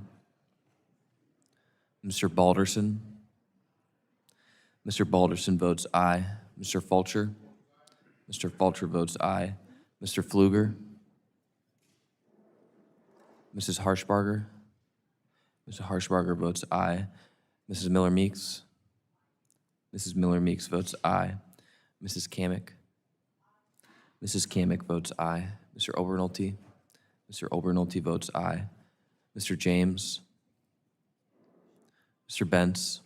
Mr. Bentz votes aye. Mrs. Houchin? Mrs. Houchin votes aye. Mr. Fry? Ms. Lee? Mr. Langworthy? Mr. Langworthy votes aye. Mr. Kane? Mr. Kane votes aye. Mr. Ruley? Mr. Ruley votes aye. Mr. Evans? Mr. Goldman? Ms. Fedorchak? Ms. Fedorchak votes aye. Mr. Pallone? Mr. Pallone votes aye. Ms. Deget? Ms. Deget votes aye. Ms. Schakowsky? Ms. Schakowsky votes aye. Ms. Matsui? Ms. Matsui votes aye. Ms. Castor? Ms. Castor votes aye. Mr. Tonko? Aye. Mr. Tonko votes aye. Ms. Clark? Ms. Clark votes aye. Mr. Ruiz? Mr. Ruiz votes aye. Mr. Peters? Mr. Peters votes aye. Mrs. Dingle? Mrs. Dingle votes aye. Mr. Veazey? Mr. Veazey votes aye. Ms. Kelly? Ms. Barragan? Mr. Soto? Mr. Soto votes aye. Ms. Schreier? Ms. Schreier votes aye. Mr. Han? Mr. Han votes aye. Ms. Fletcher? Ms. Fletcher votes aye. Ms. Ocasio-Cortez? Ms. Ocasio-Cortez votes aye. Mr. Auchincloss? Mr. Auchincloss votes aye. Mr. Carter of Louisiana? Mr. Carter of Louisiana votes aye. Mr. Menendez? Mr. Menendez votes aye. Mr. Mullen? Mr. Mullen votes aye. Mr. Landsman? Mr. Landsman votes aye. Ms. McClellan? Ms. McClellan votes aye. Chairman Guthrie? Chairman Guthrie votes aye. So, Ms. Barragan is not recorded. Ms. Barragan votes aye. how's Mr. Pfluger? Mr. Pfluger is not recorded. Mr. Pfluger votes aye. Mr. Carter of Georgia is not recorded. Mr. Carter of Georgia votes aye. Mr. Joyce is not recorded. Mr. Joyce votes aye. Mr. Allen is not recorded. Mr. Allen votes aye. Mr. Evans is not recorded. Mr. Evans votes aye. Mr. Goldman is not recorded. Mr. Goldman votes aye. All votes recorded. The clerk will report the ayes and nays.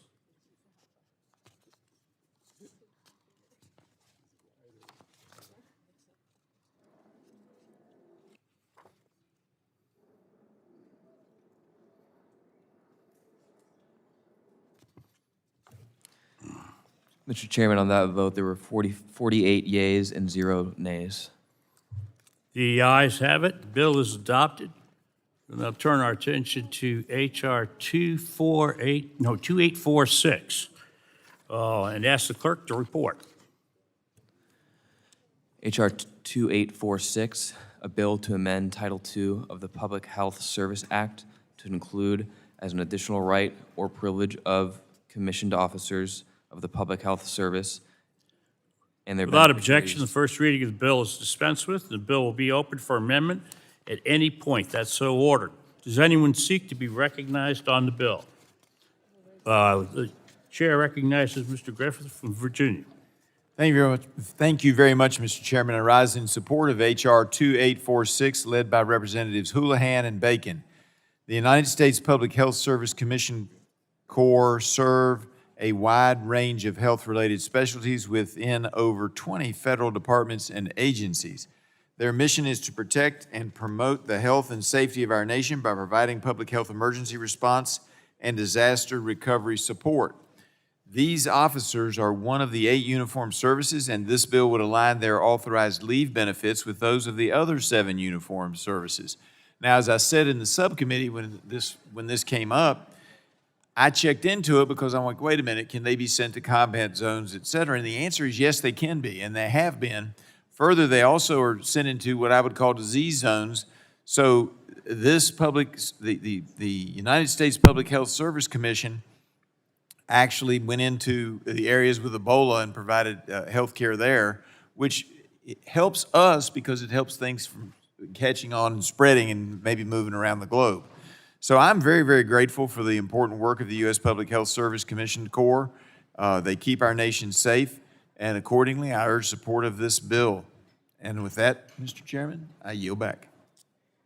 Gentleman yields back. Is there any further discussion on the bill? Any further discussion? Are there any amendments to the bill? Seeing none.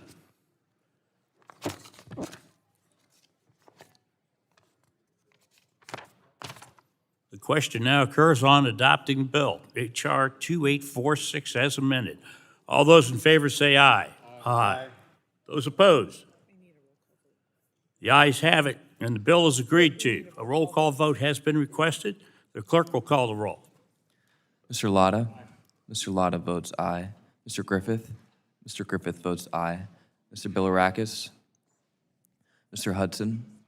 Mr. Hudson votes aye. Mr. Carter of Georgia? Mr. Carter of Georgia votes aye. Mr. Palmer? Mr. Dunn? Mr. Dunn votes aye. Mr. Crenshaw? Mr. Crenshaw votes aye. Mr. Joyce?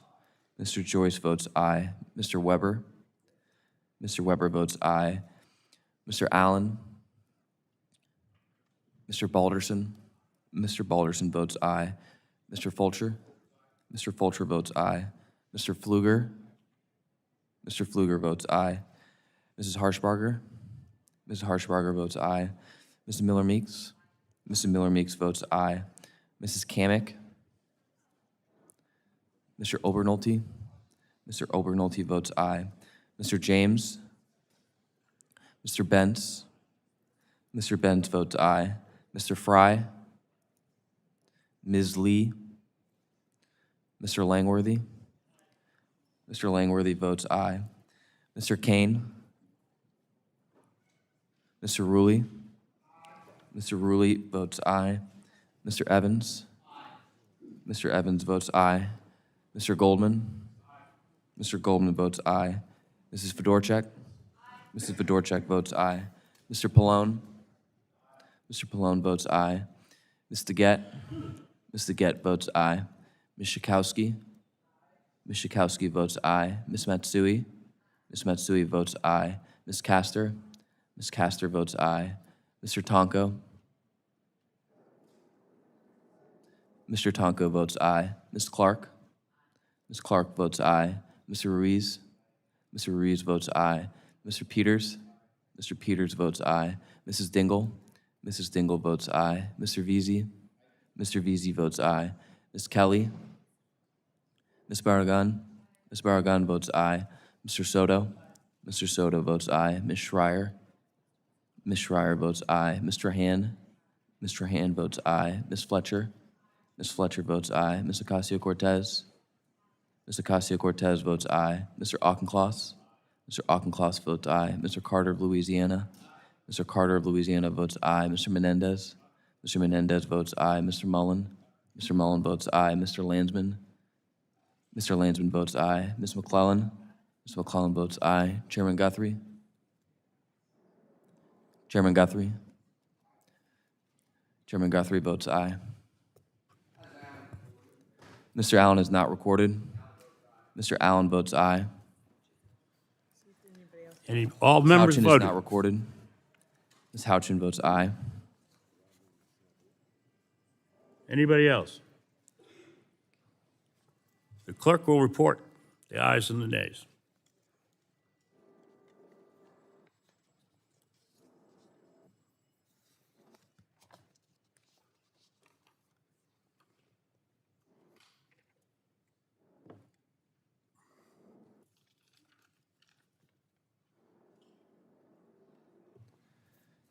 Mr. Chairman, on that vote, there were 46 ayes and 0 nays.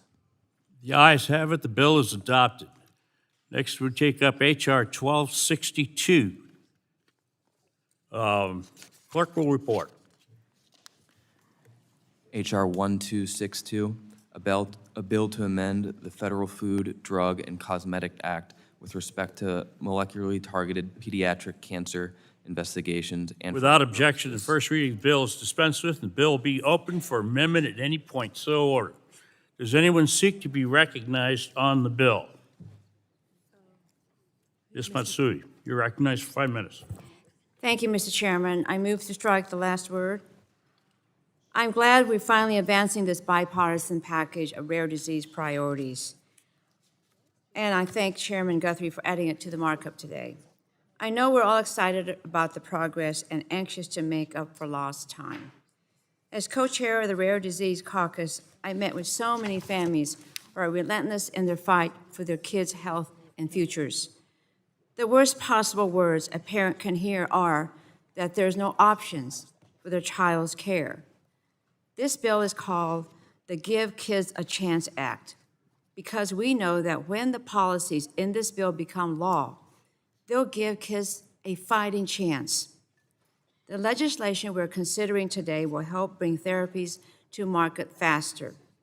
It will prevent pharmaceutical companies from gaming the system. It will ensure patients can access the cutting-edge therapies that they need. But I have to say, this bill should already be law. We passed it out of this committee last year, passed it on the House floor under suspension, and it was included in the bipartisan December package. But Elon Musk blew up that package with a few tweets. And the delay to this bill has already caused real harm. Companies have delayed FDA applications while they wait for the status of the PRV to be cleared up. That means patients who may benefit from these drugs are stuck in limbo with no end in sight. Meanwhile, other companies have continued to take advantage of another loophole addressed in this bill. My Rare Act, which is included in this package, prevents pharmaceutical companies from abusing their orphan drug status to keep other innovative drugs from coming to market.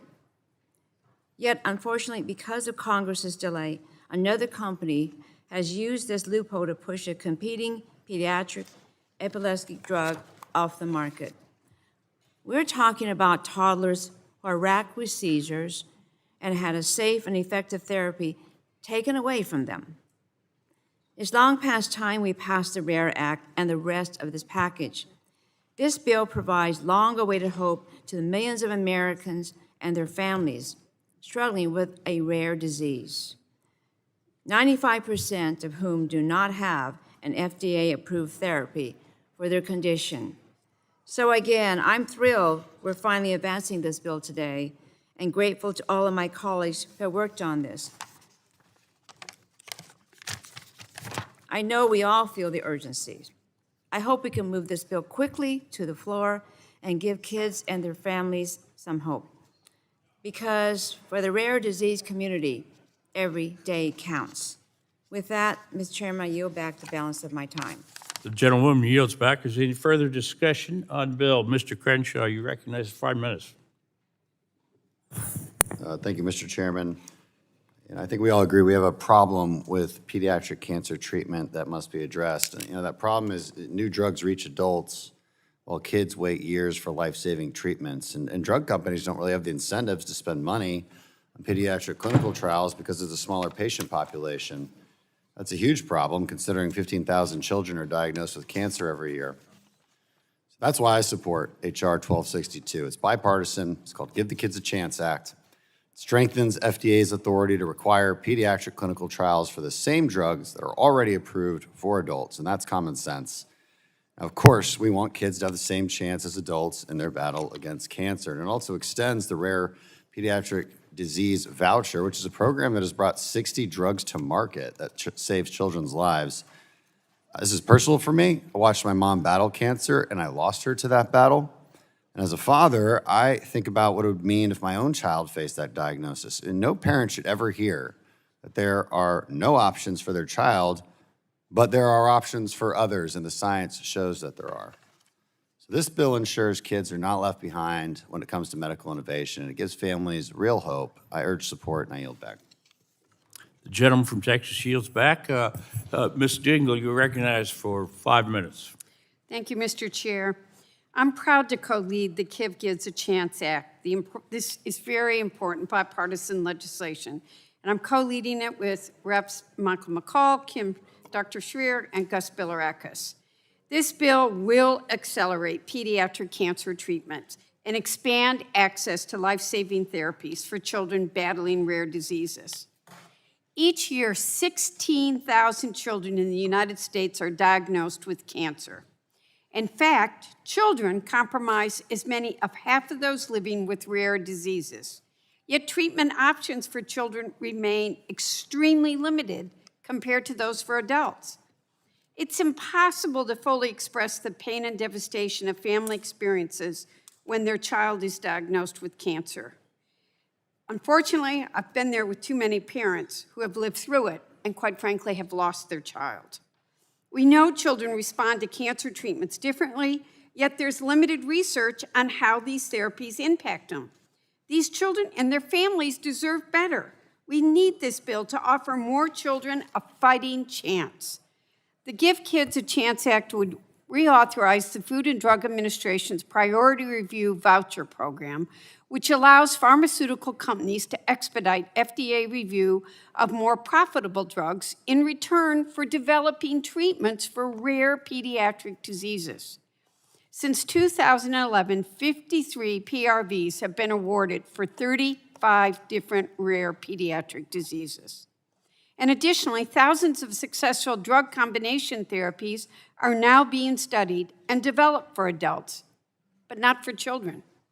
The Give Kids a Chance Act also authorizes the FDA to direct companies to study a combination of cancer drugs and therapies in pediatric trials as well. Together, we can show these young children and their families they're not alone in the fight. Together here, we're showing them we actually are supporting something in a strong bipartisan way. And I hope that we never let tweets stop children from getting help again. I want to thank the 284 co-sponsors for their support, along with the chairman and ranking member who have gotten us here for their assistance and support on this important bill. Let's pass it here, get it to the floor, and let's tell kids we really are gonna give them hope and help. Thank you, Mr. Chairman. Yield back. The gentlelady yields back. I recognize the gentleman from Florida, Mr. Bilirakis. Thank you, Mr. Appreciate it. I'm proud to co-lead the Give Kids a Chance Act with my good friend, Representative McCall, a bipartisan bill with 284 co-sponsors. and counting. So I'd like to, permission to enter into the record Mr. McCall's statement, please. Mr. Chairman. Without objection, so Thank ordered. you. Thank you. So September is Pediatric Cancer Awareness Month. I think most of you know that. A stark reminder that more than 1,500 kids die from cancer in America each year. The Give Kids a Chance Act is a comprehensive pediatric health care package aimed at accelerating the development of pediatric cancer treatments and expanding access to life-saving therapies for children with all types of rare diseases. Among many critical provisions, the bill reauthorizes the Rare Pediatric Disease Priority Review Voucher Program at the FDA. Since its creation in 2012, the Pediatric PRV program has resulted in the discovery and development of life-saving therapies, leading to the approval of 53 new treatment options for 39 different rare pediatric diseases. The impact of this program is profound for patients. I'd like to take a moment to recognize the countless families in the rare disease community who have hope thanks to this provision in the bill. First, the Dion family. Maggie and her brother Peter both have limb-girdle muscular dystrophy. The Dion family have become tireless advocates for the Give Kids a Chance Act and rare disease drug development, creating a foundation to help develop the first ever human clinical trial for their children's disease. Every company that the Dion Foundation works with cites the PRV program for the reason that they invest in trials like Maggie and Peter's. It gives kids a chance, exactly like the title. Another example is a small company in my state of Florida that is working on a therapy of hypoplastic left heart syndrome, a congenital heart defect. This innovator credits the Pediatric Voucher Program as a critical tool needing to get their treatment through the clinical trial process. That means more children with congenital heart conditions will have hope for, again, new cures.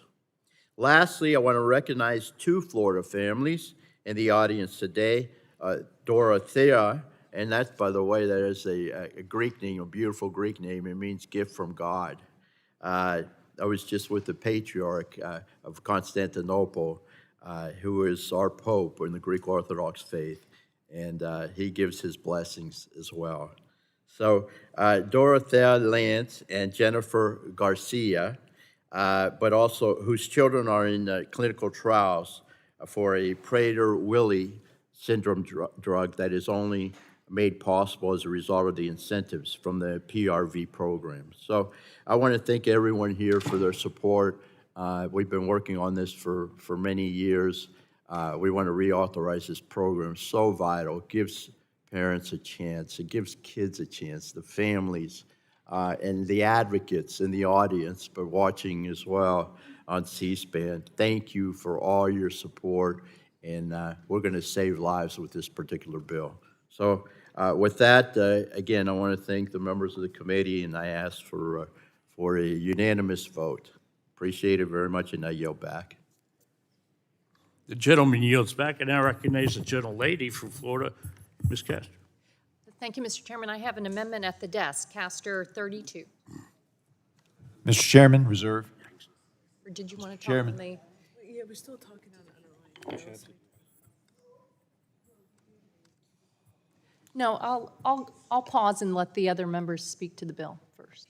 Yep. Okay, Mr. Claus, Dr. I still- Ruiz, you recognize. Yes, thank you, Mr. Chairman. Thank you, Rep. Castor. I move to strike the last word, and as an emergency physician, I have treated patients of all ages with various health conditions. I have seen firsthand that there is unmet need for patients struggling with rare diseases. We need to expand access to care for patients with rare diseases. We need to prioritize innovation so we can develop new and potentially life-saving treatments. And above all, we must not leave behind our most vulnerable patients, kids. That is why I co-sponsored the bipartisan bill, the Give Kids a Chance Act, introduced by Rep. McCall, Bilirakis, Dingell, and Schreier.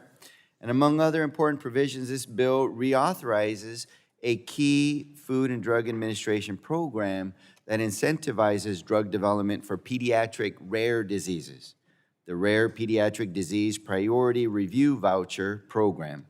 So biotech companies can either use or sell their vouchers, and the PRV program is frequently used as an indirect way to subsidize costly research and development without using taxpayer dollars. So this incentive can mean the difference between someone choosing to explore a new treatment for a rare disease or not.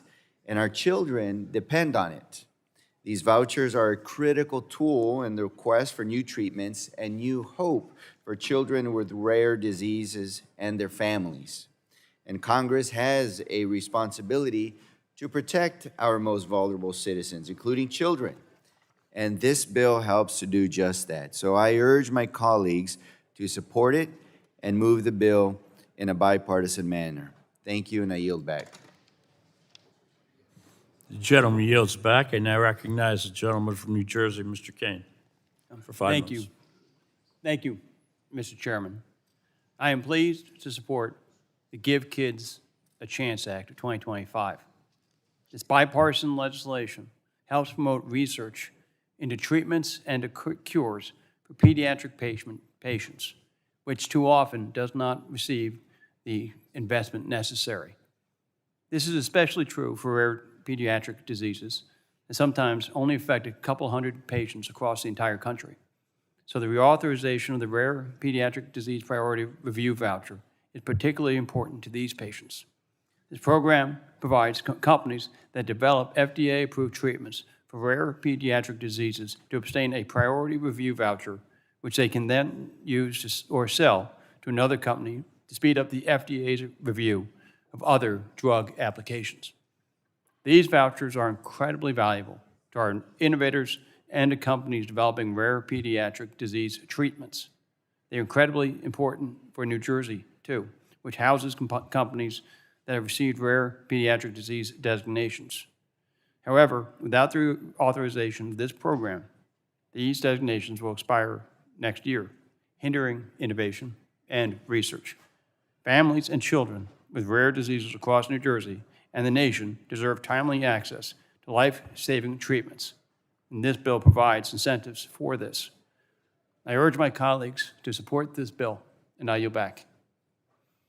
The gentleman yields back. Is there anybody who wants to be recognized? I recognize Dr. Schreier for 5 minutes. Thank you, Mr. Chairman.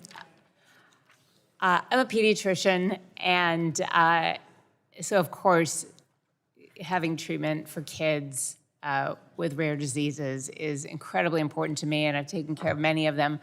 I had a really interesting meeting last week, actually, with the family of one of my friends from residency.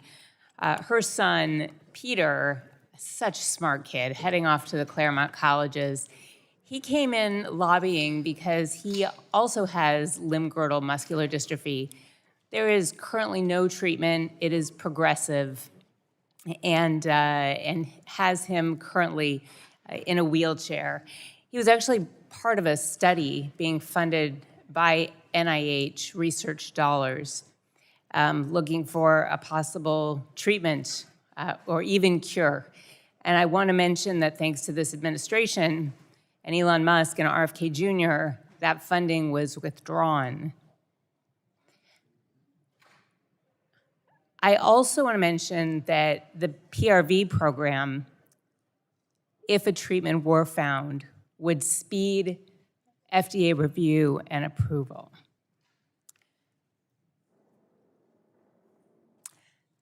So, I just wanted to put like a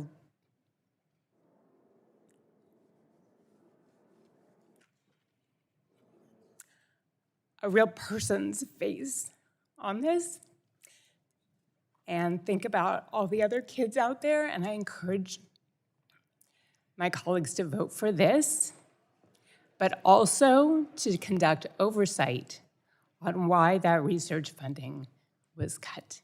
Thank you. The gentlelady yields back. I recognize Mr. Joyce from Pennsylvania, Dr. Joyce from Pennsylvania, for 5 minutes. Thank you, Mr. Chairman. I wish to speak in support of the bill. Today, I am pleased that we are considering H.R. 1262, the Give Kids a Chance Act, which will reauthorize the Rare Pediatric Disease Priority Review Voucher Program. The ability of companies to sell or redeem a new drug or biologic for priority review is critical to a robust pipeline of treatments for pediatric patients. The vouchers from this program provide a strong incentive to develop drugs with rare pediatric disease designations. Since the program's inception, these vouchers have been awarded across 39 pediatric diseases, only 3 of which had any FDA-approved treatments before the program. Reauthorization of this program is critical to support innovation in rare pediatric space and address an unmet need for children and their families who suffer from these serious conditions. Many of you are present with us here today, many watching us today. As a survivor of a rare pediatric cancer, the importance of this legislation is not lost on me. Innovation is a core pillar of American medicine, and our children and the families of these children deserve nothing but the best in terms of new life-saving treatments. And it's incumbent on us as legislators to ensure that the proper incentives are in place for this to be able to occur. I would also like to highlight the provision included in this bill that will improve oversight of the organ procurement transplant network and further strengthen the ongoing work of HRSA to ensure safety across the system. I urge all of my colleagues to support the bill, and I yield back the balance of my time. The gentleman yields back. Recognize the gentlelady from Massachusetts, Ms. Trahan, for 5 minutes. I move to strike the last word in support of the legislation. Thank you, Mr. Chairman. I first want to echo the urgency and the emotion of Dr. Schreier in her remarks on this bill, as well as the plea for proper oversight of an HHS that has gone completely off the rails while we try to do our jobs instituting programs that will make it easier for people to access the treatments and the cures that they deserve. The Give Kids a Chance Act advances several important priorities for children's health. It restores one of the most effective incentives we have at the FDA, the Pediatric Priority Review Voucher Program.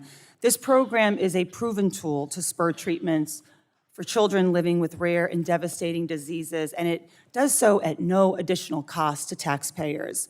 The results of this program speak for themselves. Since its creation, the PRV program has helped bring forward therapies that have reached more than 200,000 patients across nearly 50 different rare conditions. And more than 90% of these vouchers supported drugs for diseases that previously had no approved treatment at all. For parents, that means going from no options to a real chance for hope. We've seen this in the fight against spinal muscular atrophy, a genetic disease that once robbed infants of muscle function and often their lives before the age of 2. Thanks to breakthroughs incentivized through this program, we now have a gene therapy that allows children to not only survive, but to walk, to run, and thrive. Those are the kinds of transformations this program makes possible. And reauthorizing the PRV program is also about sustaining America's leadership in biotechnology. In Massachusetts, where research and development is the backbone of our economy, a recent report painted a pretty bleak picture. Companies are laying off workers and investors are retreating. For small, emerging, rare disease firms, programs like the PRV can mean the difference between advancing a cure and shutting down a lab. At a time when our biotech ecosystem is struggling, We can't afford to pull away one of the few proven incentives that works. This program has bipartisan, bicameral support. The FDA supports it. It costs taxpayers nothing, and its impact is accelerating when more than half of all vouchers awarded in just the past 4 years. So the science is working, the program is working, now Congress must do its job. Let's give Kids a Chance Act across the finish line and give kids battling rare diseases the chance that they deserve. Thank you. I yield back. The gentlelady yields back. I recognize the gentlelady from Tennessee, Ms. Harshberg. Thank you, Mr. Chairman. I want to speak in strong support of H.R. 1262, the Give Kids a Chance Act. This bipartisan pediatric rare disease package is the result of tremendous leadership and a lot of hard work by our colleagues, Reps. McCall, Billaracas, Trahan, Barragon, and members that are no longer serving with us, like Representative Eshoo and Dr. Burgess, among many others.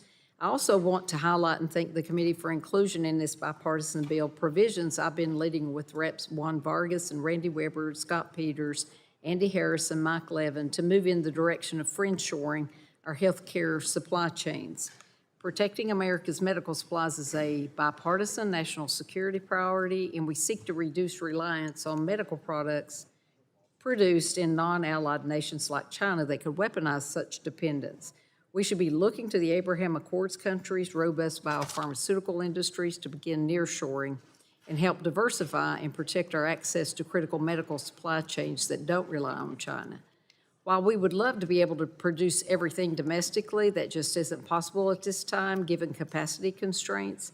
In the meantime, we should engage our allies in a friendshoring capacity. The bipartisan United States-Abraham Accords cooperation and security provisions in Section 9 of this bill will establish an FDA office in the Abraham Accords region, creating a staging ground for technical assistance and friendshoring collaboration between the U.S. and Abraham Accord countries for the development of and bringing to our markets life-saving medications. We need to begin this process of fortifying our medical supply chains as soon as possible, and I look forward to enacting the Give Kids a Chance Act into law. So thank you, Mr. Chairman, and I yield back. The gentlelady yields back. Recognize the gentleman from New Jersey, Mr. Menendez. Thank you, Chairman. As a father to two young children, I can only imagine what a family feels when their child is diagnosed with a serious or rare illness. I imagine that first there's shock and fear and the question of what can be done, and often there are too few options for that family and that child. But there is something that we can do. The Give Kids a Chance Act can bring life-saving drugs to patients faster and ensure that children who are facing life-threatening illnesses and their families have hope that the development of new treatments is happening as quickly as possible. It would give hope to parents in my district and across the country that are facing limited treatment options.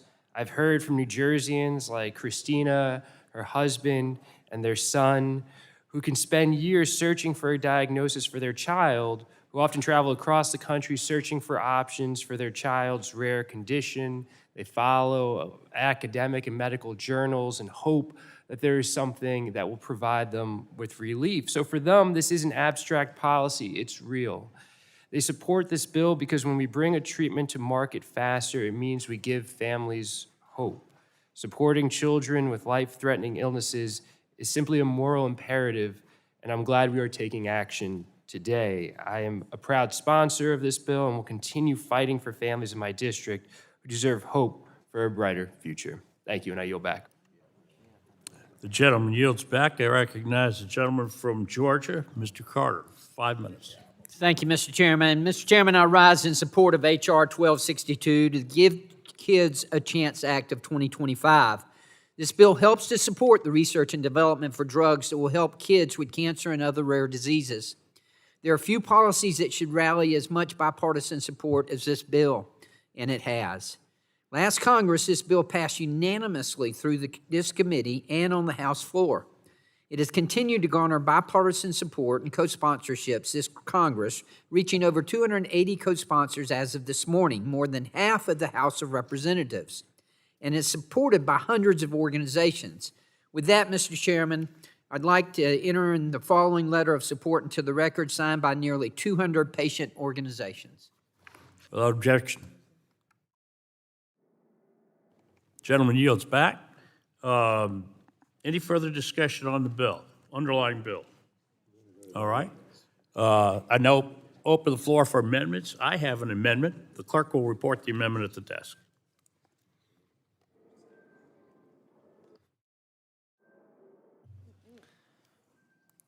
Amendment in the nature of a substitute to H.R. 1262, offered by Mr. Dunn. Strike all after the enacting clause and insert the following. Section 1, short title, table of Without contents. objection, the reading of the amendment is dispensed with, and I recognize myself for 5 minutes. This amendment adds language to the bill to increase transparency in the generic drug applications. This common sense legislation will allow companies working to bring lower cost generics to market clarity from the FDA on whether or not their drug is qualitatively and quantitatively the same as the listed drug. What this means is that Americans can, and their companies can face less hurdles when they're bringing a generic drug to market. In the United States, generic drugs make up over 90% of filled prescriptions.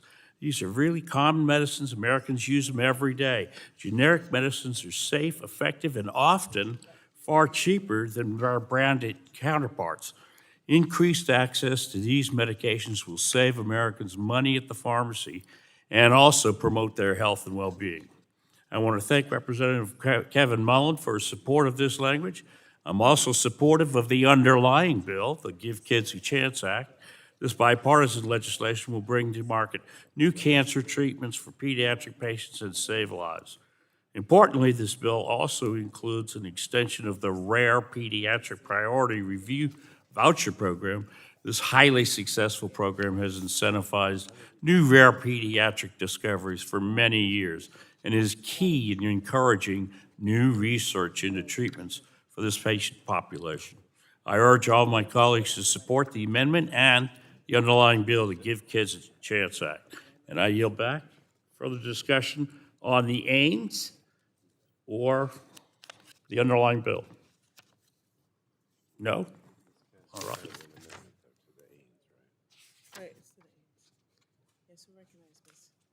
Does somebody want to be recognized in the aims? No. Did you? Ms. Castro, you're recognized for 5 minutes. Did you? Thank you, Mr. Chairman. I have an amendment at the desk. Is it procedurally appropriate? Did you adopt the aims or? Do you have an amendment to the aims? I have an amendment to the aims. Does the clerk have the amendment at the desk? Mr. Chairman, could the gentlelady please specify? Castor 32. Read the Amendment in the nature of a substitute to H.R. 1262, offered by Ms. Castor of Florida. Page 29, after line 24, insert the following. Section 12, no modification to immunization schedules resulting in reduction to vaccine coverage. No modification may be made to the adult and child and adolescent immunization schedules of the Without objection, reading amendments dispensed with. Do we have discussion on the amendment to the aims? Ms. Castor? Yeah, thank you very much, Mr. Chairman. I'm in strong support of this bipartisan package that will benefit some of our most vulnerable neighbors, including children who are battling pediatric cancer and other rare diseases. This bill will help these heroic families who are desperately searching for hope and options, and it will help more parents avoid the unimaginable trauma of losing a child. One of our top priorities, rightfully in this committee, is supporting policies that help keep children healthy and well. That's why I'm offering my amendment today to ensure that we can keep children's access to one of the most important and most cost-effective public health tools we have, and that is safe and effective immunizations at childhood. My amendment would prevent any arbitrary changes from being made by the administration to the current vaccination schedules for children, teens, and adults that would result in people losing access to no-cost coverage. This is not business as usual in America right now. This is not normal. We have watched cancer research slashed by this administration. We have seen an arbitrary halt to criminal trials. We watched Elon Musk arbitrarily fire thousands of public servants and public health experts. The GOP reducing access to high-quality, affordable health care coverage. I think Representative Veazey earlier called this a five-alarm fire. I want to pull the fire alarm, and I want everyone to join me in pulling the fire alarm, because it really, another crazy development was just a couple of weeks ago when the HHS Secretary Kennedy fired the director of the CDC. I think his conspiracy-laden policies, his anti-science agenda are a clear and present danger to Americans. Now, the CDC director is the former director is over on the Senate side testifying this morning, but I have a copy of her testimony. She said that Secretary Kennedy directed me to commit in advance to approving every advisory committee on immunization recommendation, regardless of the scientific evidence. I responded that I could not pre-approve recommendations without reviewing the evidence. Tomorrow, the reconstituted immunization panel will meet. Its composition has already raised concerns from the medical community. Based on what I've observed during my tenure, there is a real risk that recommendations could be made restricting access to vaccines for children and others in need without rigorous scientific review. The stakes are not theoretical. We have already seen the largest measles outbreak in more than 30 years, which claimed the lives of 2 children. If vaccine protections are weakened, preventable diseases will return. This quackery now is spreading. I know that many of you were caught off guard, but none more so than us from Florida when Governor DeSantis and our Surgeon General proposed just a couple of weeks ago that they were going to end the safeguards surrounding childhood vaccines so that you're no longer required to get vaccinated for polio or Hep B or diphtheria or measles, mumps, rubella as you enter schools. The pediatricians say this is unwise. The doctors say this is unwise. The parents know, all of us who have been vaccinated in the past know this is crazy talk. It's dangerous. Are you going to come to your Disney World, Universal, or cruise vacation in Florida with your kids? This is an economic threat as well. So, Mr. Chairman and colleagues across the aisle, all of us, this is a 5-alarm fire, and I'm beseeching you. I reached out to you after the CDC director was fired to say it is our job now to have hearings, to have oversight, to write letters, to make statements.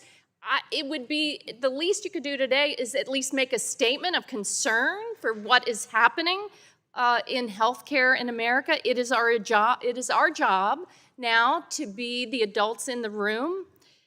We know that parents want to protect their kids, and we need to make sure that they know that the best way for them to do that is through safe and effective vaccinations. We can't let Secretary Kennedy upend vaccine coverage for the entire country based on quack science. You know, Dr. Monterez refused to rubber stamp these misguided decisions, and I hope that you all can find the courage and the intestinal fortitude to stand up to this quackery and speak out now. And the least you could do is adopt this amendment to make sure kids stay healthy and well. Thank you, Mr. Chairman, and I yield back my time. The gentlelady yields back. Do we have discussion on the amendment yet? I recognize the gentleman from Florida, Mr. Bill Rockus. Thank 5 you, minutes. Mr. Chairman. I appreciate it. I rise in opposition to this particular amendment. The Give Kids a Chance Act is a critical bill to enhance support for kids with cancer and other rare diseases. We've heard from both sides of the aisle how important this bill is and what a priority it is to give our kids a chance. I don't want to risk this particular bill from getting on the floor of the House of Representatives. And I think that we're a little off topic here. Now, you know, I respect the gentlelady from Florida. She's my good friend, fellow Floridian, but also from the great area, the Tampa Bay area, but this is not a place for this particular amendment. So last Congress, the bill passed unanimously, folks, through this committee and on the House floor. It has widespread bipartisan support. As you know, 280 co-sponsors and counting. More than half of the House of Representatives is supported by hundreds of organizations. Let's give our kids a chance. It's vital that we pass this particular bill today. And I'd love to have the gentlelady withdraw the amendment. I'd be happy to work with her on her topic. But let's get this bill across the finish line to the House floor as soon as possible so that we can give our kids a real chance. Thank you, and I yield back. The gentleman yields back. Do we have further discussion on the amendment? Ms. Matsui, you are recognized for 5 minutes. Thank you, Mr. Chairman. I move to strike the last word. I also want the underlying bill to move forward. I've been working on it for a long time, and it's very bipartisan, and it passed in a bipartisan manner. But I do thank my colleague, Representative Castor, for offering this amendment. You know, we're here to talk about protecting kids and giving them a chance. Meanwhile, RFK's band of vaccine skeptics is gearing up to rob many kids of their future. Tomorrow, his sham advisory committee will meet to consider vaccines protecting kids against measles, mumps, rubella, hepatitis B, and COVID. And their actions have real consequences. If they revoke recommendations for those shots, parents of newborns are going to be frantically trying to figure out where they can get their children vaccinated and whether their insurance will pay. As kids head back to school this fall, I've already been getting calls from concerned parents who aren't sure if they'll be able to protect their families against COVID and the flu. This isn't giving Americans choice.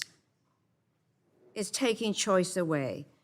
You know, my Republican colleagues might say this is not the time to debate vaccines, but the consequences of robbing Americans of their choice to get vaccinated, of demolishing the public trust in vaccines, are especially harmful to kids with rare diseases. You know, remember the bubble boy? His immune system was so compromised that a minor infection for any of us would have been life-threatening for him. Now, thankfully, we have better treatment options now, but many people with rare diseases, especially immune diseases, are still highly susceptible to common infections. And for many of them, vaccines don't protect them as well as they protect you or me. So how would you feel as a parent if you had done everything right to protect your child, fought to get them the treatment for their rare diseases, taken time off of work to ensure they get the best care, and they get sick from a disease that should have been eliminated in this country? All because RFK wanted to impose his beliefs on the rest of the country.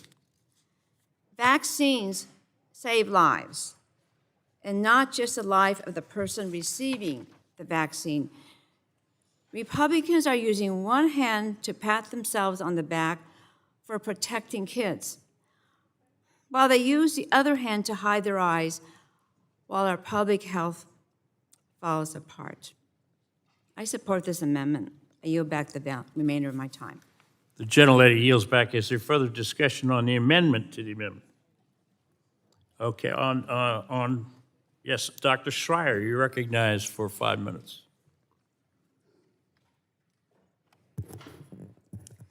Thank you, Mr. Chairman. I want to first just thank my friend, Representative Castor, for introducing this amendment to ensure kids and adults will still have access to vaccines, and insurance companies and public programs will still pay for them. You can imagine how important this is to me, a pediatrician.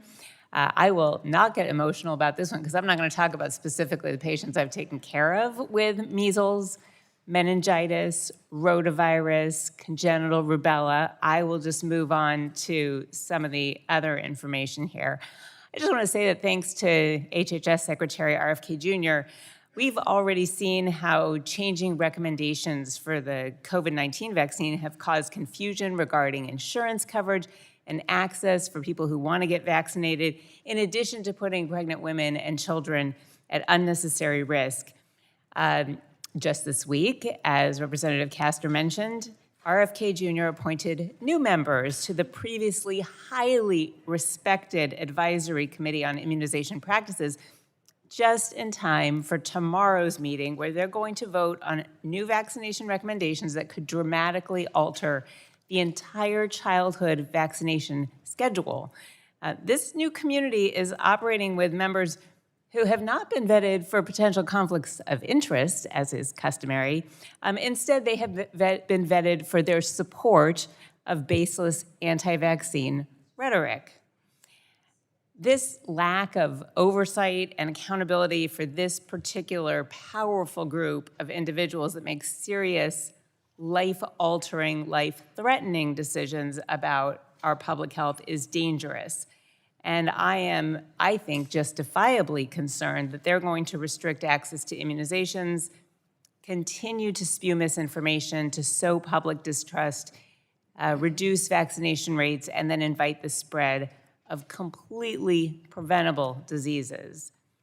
So this extreme lack of transparency and scientific justification behind changes to vaccine recommendations that are supported by the greater medical community, it just has to stop. The American people deserve to know who's calling the shots, and they deserve to hold HHS and this administration responsible to this really reckless approach to public health guidance.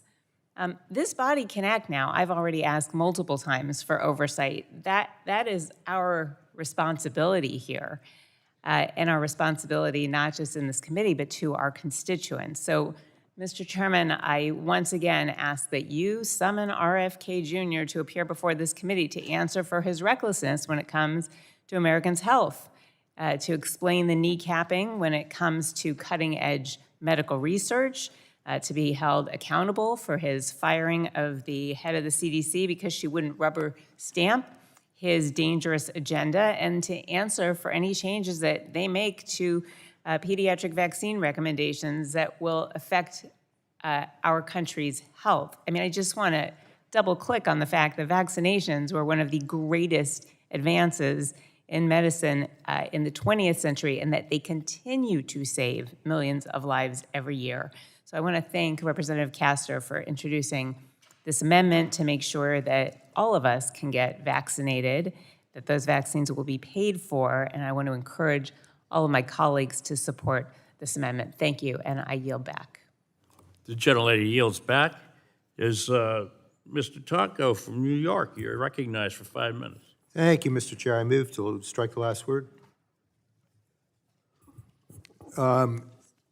I do so in applauding Representative Castor in offering this amendment. The effort to give kids a chance is a noble cause. And let's be bold in that attempt and be multifaceted in addressing from every perspective how we can give kids that chance. There's a lot of misinformation going around about vaccines, and it is indeed scary. Now, I'm a co-sponsor of this Give a Kids a Chance Act effort, and I support this amendment because what we do know about vaccines is that before them, about 1 in 5 children, roughly 20%, did not live long enough to celebrate a 5th birthday. Over the past 50 years, childhood vaccines have saved some 154 million lives, with the measles vaccine having the largest impact. Now, several large-scale medical studies show that vaccines are not associated with autism.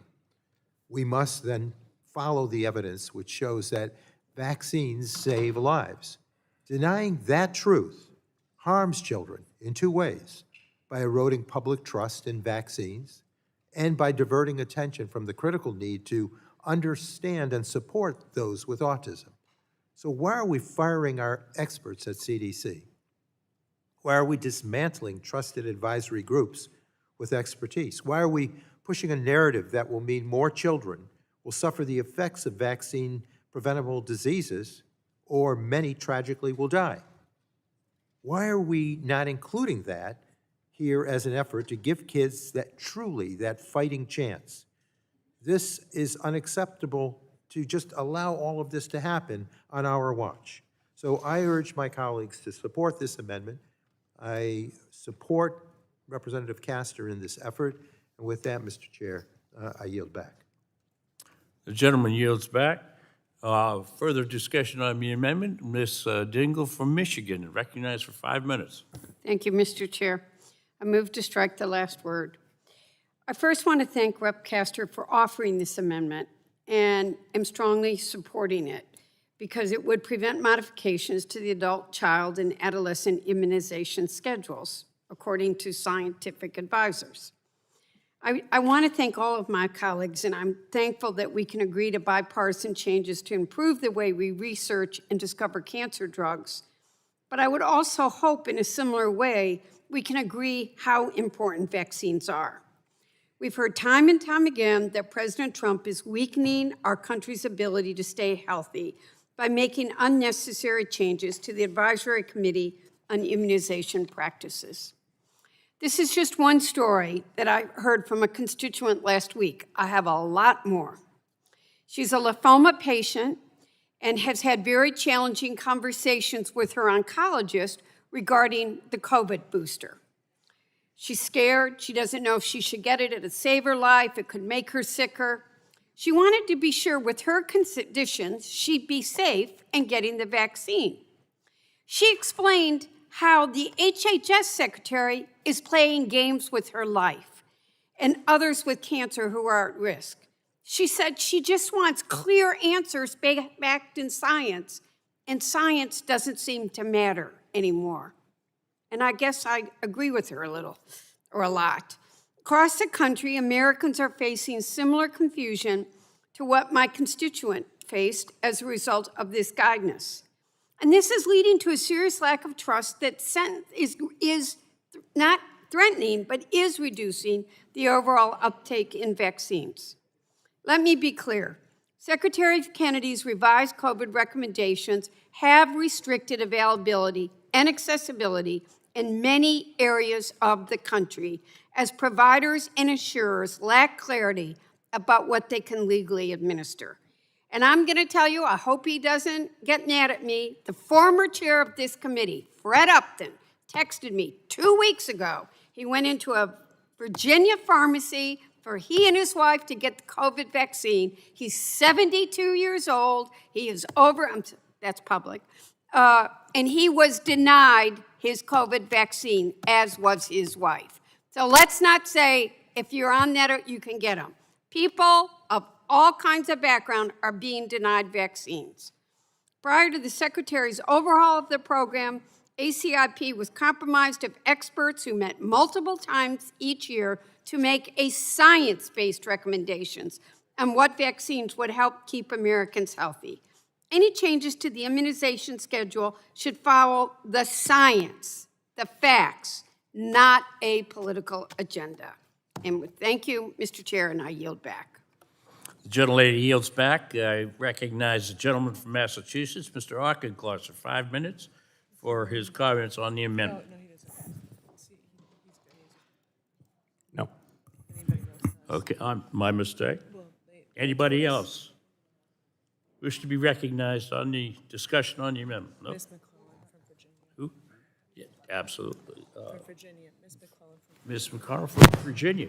Absolutely. Go ahead. Thank you, Mr. 5 minutes. Thank you, Mr. Chair. I want to speak in favor of this amendment because, you know, this bill may not be the right vehicle, but we do need to have this discussion because there are two really important consequences to any changes that the Advisory Committee on Immunization and Practices make to the recommended immunization schedule. And we've already heard part of it is most providers provide no cost coverage for these vaccines if they're on the schedule. And if they're not on the schedule and their cost isn't covered, many of them are unaffordable. And even people who want the vaccines will have a difficult time getting them, especially low-income individuals. But one of the things that I heard while talking to particularly hospitals and our healthcare providers that are already worried about a workforce shortage, and I asked an open question. I just asked, what are the things that are keeping you up at night? What are the things that you were worried about? And again, whether it was the academic hospital or the long-term care provider, they were worried about the long-term effects of reduced vaccine usage and the reemergence of illnesses and diseases that could reach epidemic proportions that impact their workforce. And now they're worried about if my nurses start getting exposed to diseases that we thought were eradicated because people aren't getting the vaccines to prevent them, that's yet another hit to my workforce I've got to worry about. So, you know, I just wanted to bring both of those points to the committee's attention as to why I'm supporting this amendment to a very important bill that I also support, and I yield back. The gentlelady yields back as further discussion on the Castor Amendment to the Ains. No further discussion, then the vote is called for that amendment. I want to thank my colleagues who weighed in, but I'll withdraw the amendment. Oh, you're withdrawing the amendment? Okay. Okay. She just withdrew the amendment. The amendment has been withdrawn. So see if there's any other amendments. Any other amendments? Mr. Getz, you are recognized for 5 minutes. First, I have to have the amendment reported. I have an amendment at the desk, Mr. Chairman. It is to get underline 025. And Mr. Chairman, I would reserve any points of order. All right, without objection. He needs to read the amendment. Have them read them. The clerk will read the amendment. Amendment in the nature of the substitute to H.R. 1262, amendment to the amendment in the nature of a substitute to H.R. 1262, offered by Ms. DeGette of Colorado. Page Without 1. objection, the reading of the amendment is dispensed with, and the gentlelady has 5 minutes to discuss her amendment. Thank you so much, Mr. Chairman. I want to first of all say I support this bill very, very, very strongly.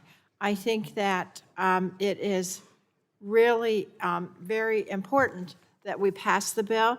The Give Kids a Chance Act provides incentives to biotech companies to make cures for kids with rare diseases that would also be financially untenable. It requires pediatric studies of cancer drugs that have only been looked at in adults. It's kind of a scandal that this bill's not already in law because last December, as the very latest, it should have been in the law. I would point out, anecdotally though, it's not going to do us any good to require pediatric cancer trials for new drugs when the administration is drastically cutting research for pediatric cancer. And in this article that I put in the record, and I helpfully provided every member of this committee with a copy of, the very first thing they talk about in the article is a professor. She's a professor at the University of Massachusetts Chan Medical School, and she does research on an aggressive form of pediatric brain cancer, and her research got cut by the Trump administration.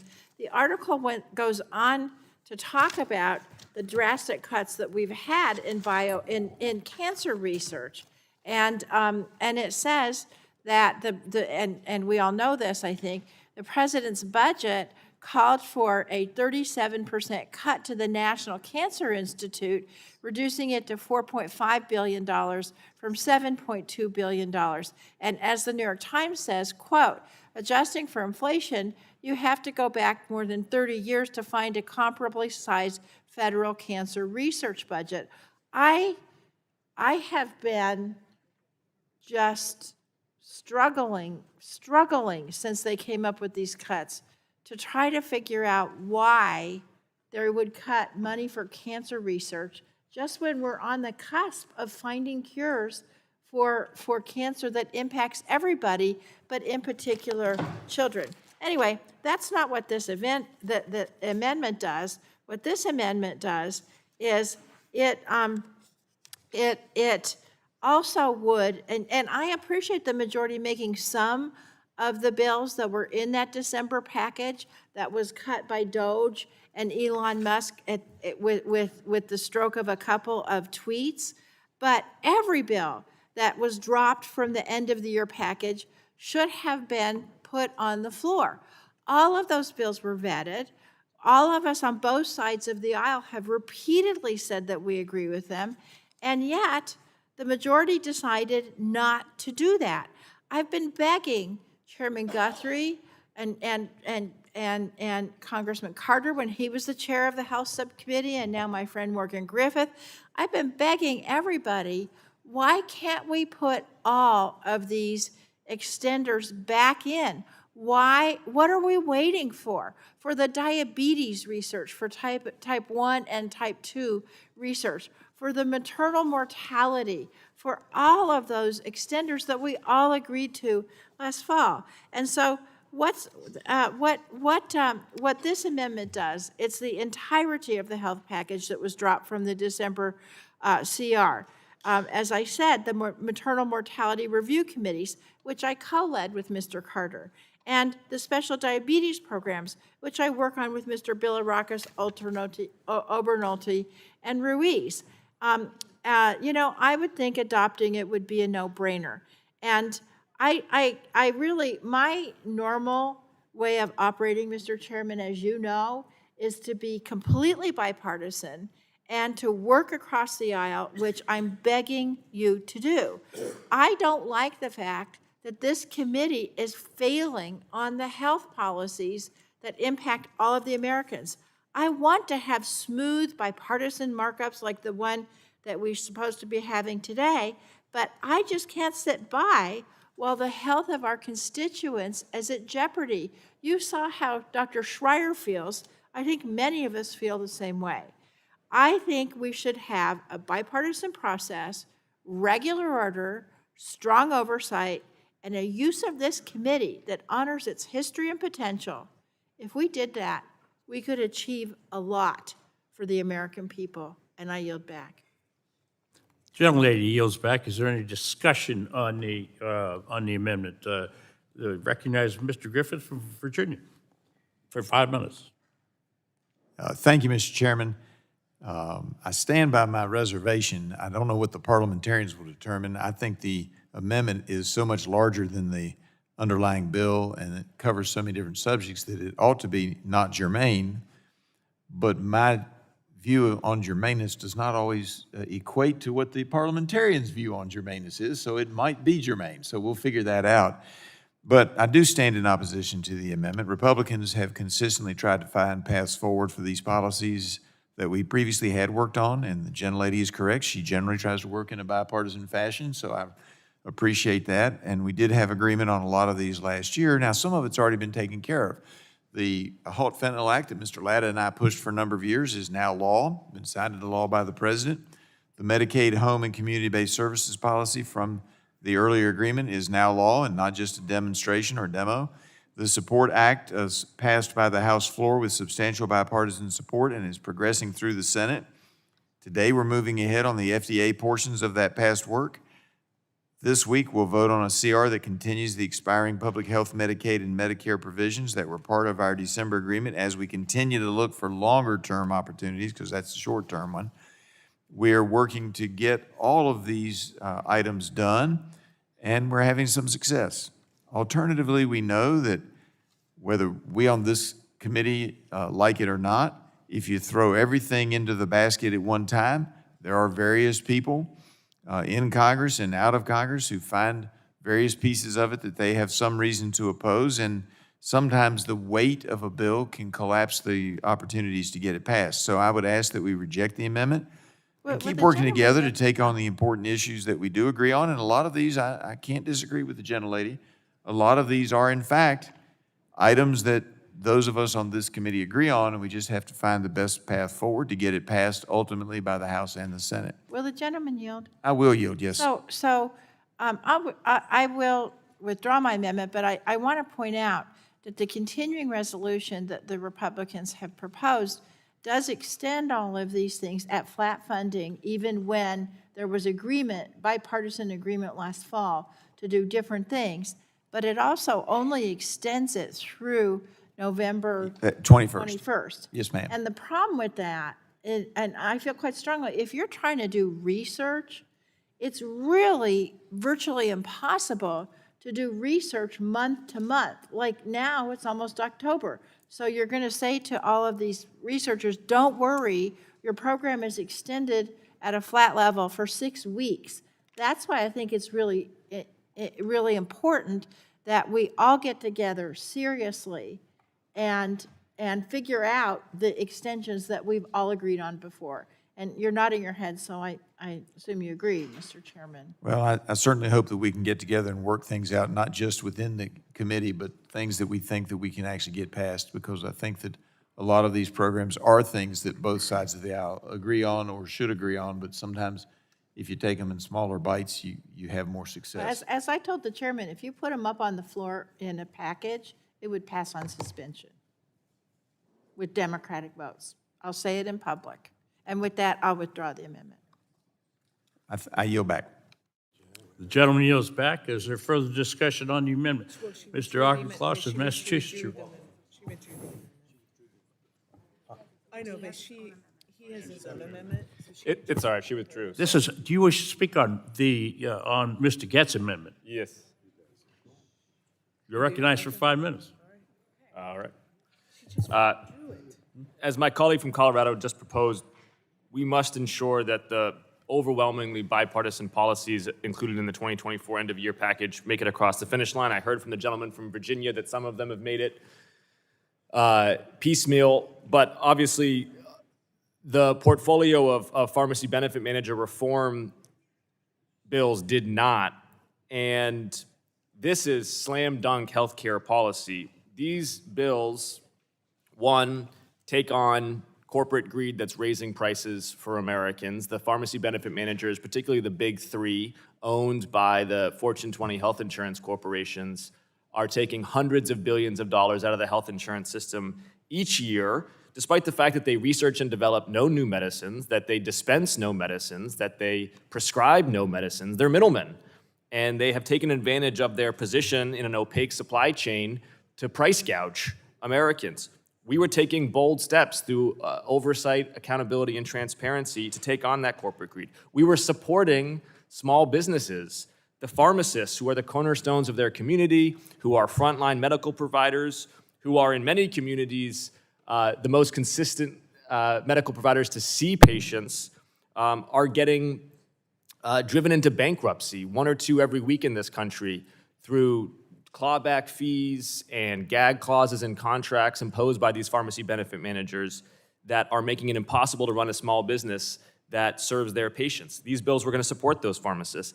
And then these bills were going to lower copays and premiums. Right now, we've got health insurance going up 10, 15% every single year, twice as fast as wages at least. And this was important substantive legislation to actually take a bite out of healthcare costs for American families. We were 12 hours away from passing this legislation, and then Elon Musk tweeted about it, and the speaker pulled the bill from the House floor. Elon Musk then tweeted, quote, "What is a PBM?" So not at all clear that he actually knew what he was talking about, but a billionaire donor to Donald Trump didn't like some legislation that we were going to vote on, and so Republicans flinched, and the gentleman from Virginia said we have to find our path to the floor. Well, that obstacle on that path has been removed now. Elon Musk is out of government. Maybe he's still tweeting, I don't know, but He's not in government anymore. So the obstacle for our Republican colleagues has been removed now that Elon Musk can't impose his will on you. Let's get this to the floor and vote on it. As the gentlewoman from Colorado said, it will pass on suspension. Let's pass this legislation for Americans. I yield back. The gentleman yields back. The amendment, the Get amendment has been withdrawn. Do we have any further amendments to the underlying bill?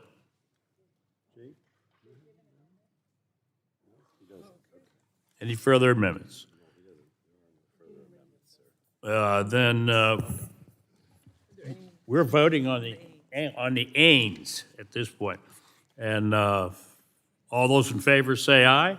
Aye. Opposed? The ayes have it. The ains is adopted. And now we vote on the final passage of the bill. And the roll call has been requested. The clerk will call the roll.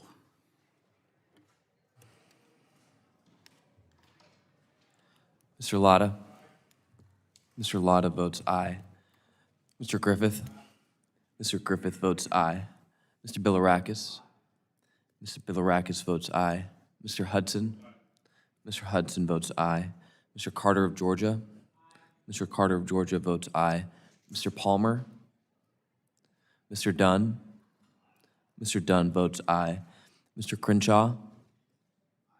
Mr. Crenshaw votes aye. Mr. Joyce. Mr. Joyce votes aye. Mr. Weber. Mr. Weber votes aye. Mr. Allen. Mr. Allen votes aye. Mr. Balderson.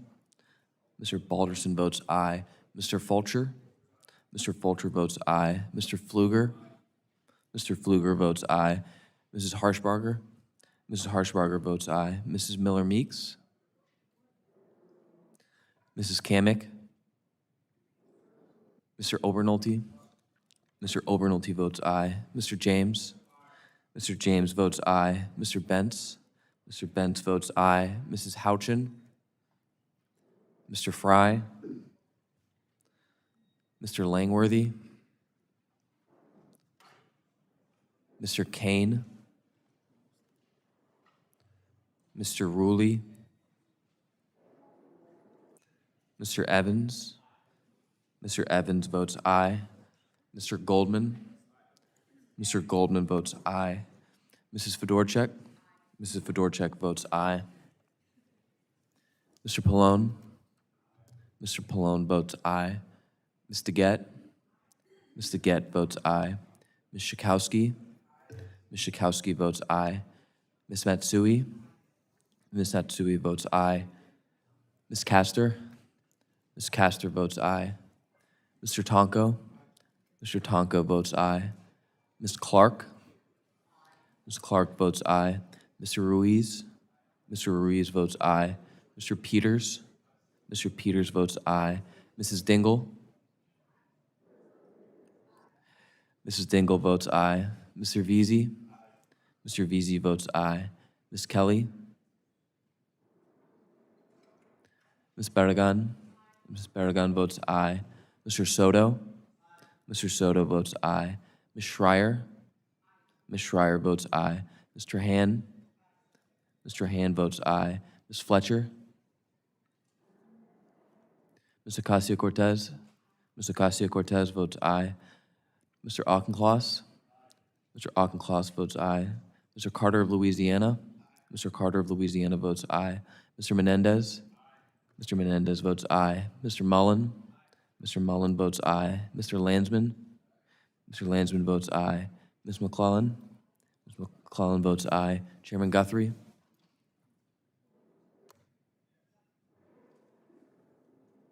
Chairman Guthrie.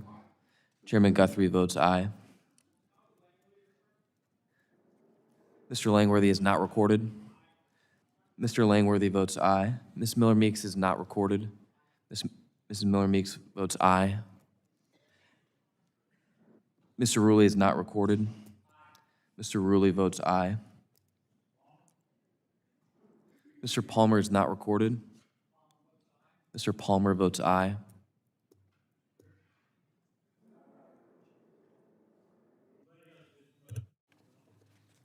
Anybody else hasn't voted? All right, the clerk will report the ayes and the nays.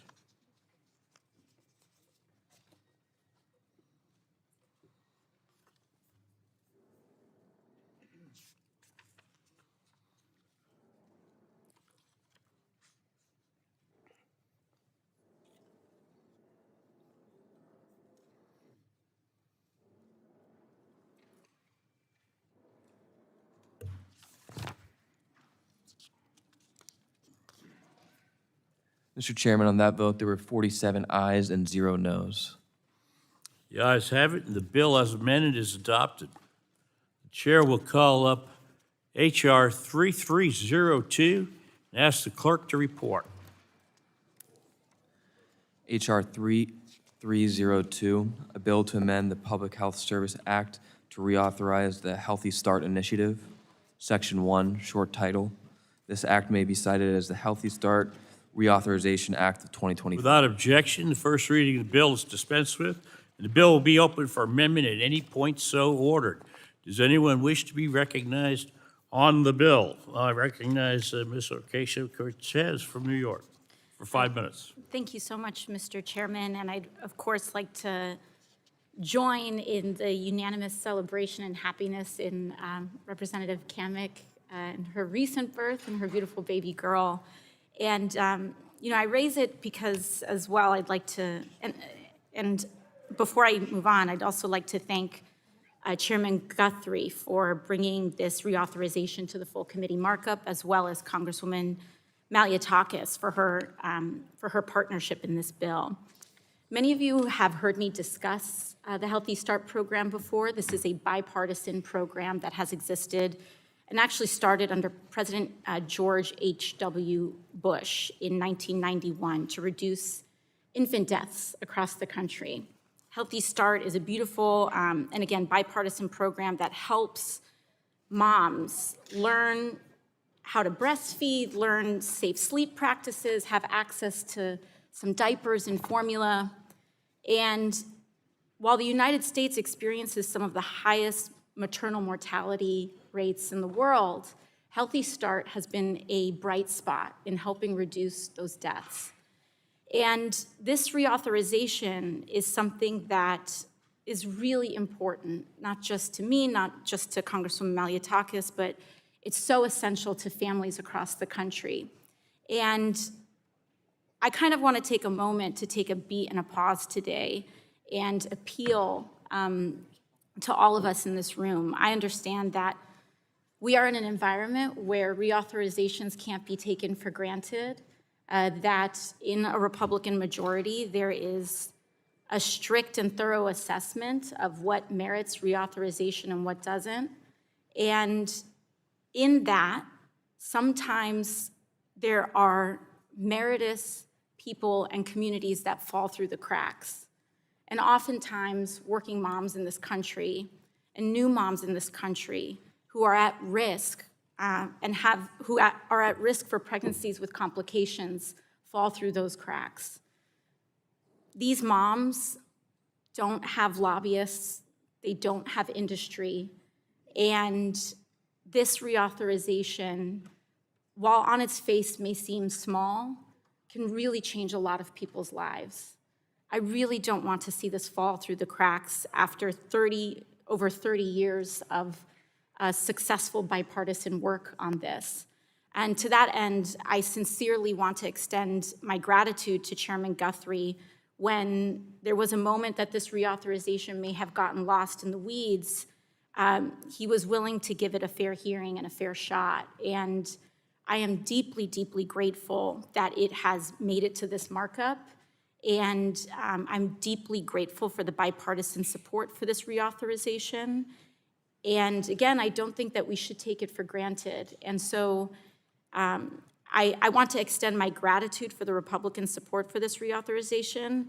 And I would not be a congresswoman if I didn't have an additional ask, which is I would like to ask for some of my Republican colleagues and partners here to help us get this through the Senate. I'm really genuinely concerned. The Healthy Start helps working moms in all 50 states. Every single one of us represents or knows families that benefit from it, that would not know how to, put their baby to sleep properly if it wasn't for the federally available resources to teach them these things. And so I ask that we not allow this to fall through the cracks. I ask us to continue the bipartisan support for this. And I also ask us to treat this as an opportunity to create a bright spot and hope for people that we can still do good things in such a dark and challenging time. So we have testimony from mothers that have benefited from this program that I would like to submit to the record. But one mom has said, Healthy Start has taught me how to care for my baby, understand his needs, and keep him safe. I learned about safe sleep practices, developmental milestones, and how to advocate for my child's health. That guidance gave me something no material item ever could, which is confidence. So I seek to submit these stories to the record, and I look forward to trying to get this to the president's desk. And I yield back. Thank you. The gentlelady yields back. Is there any further discussion on the bill? Any further discussion on the bill? No. Okay, hearing none.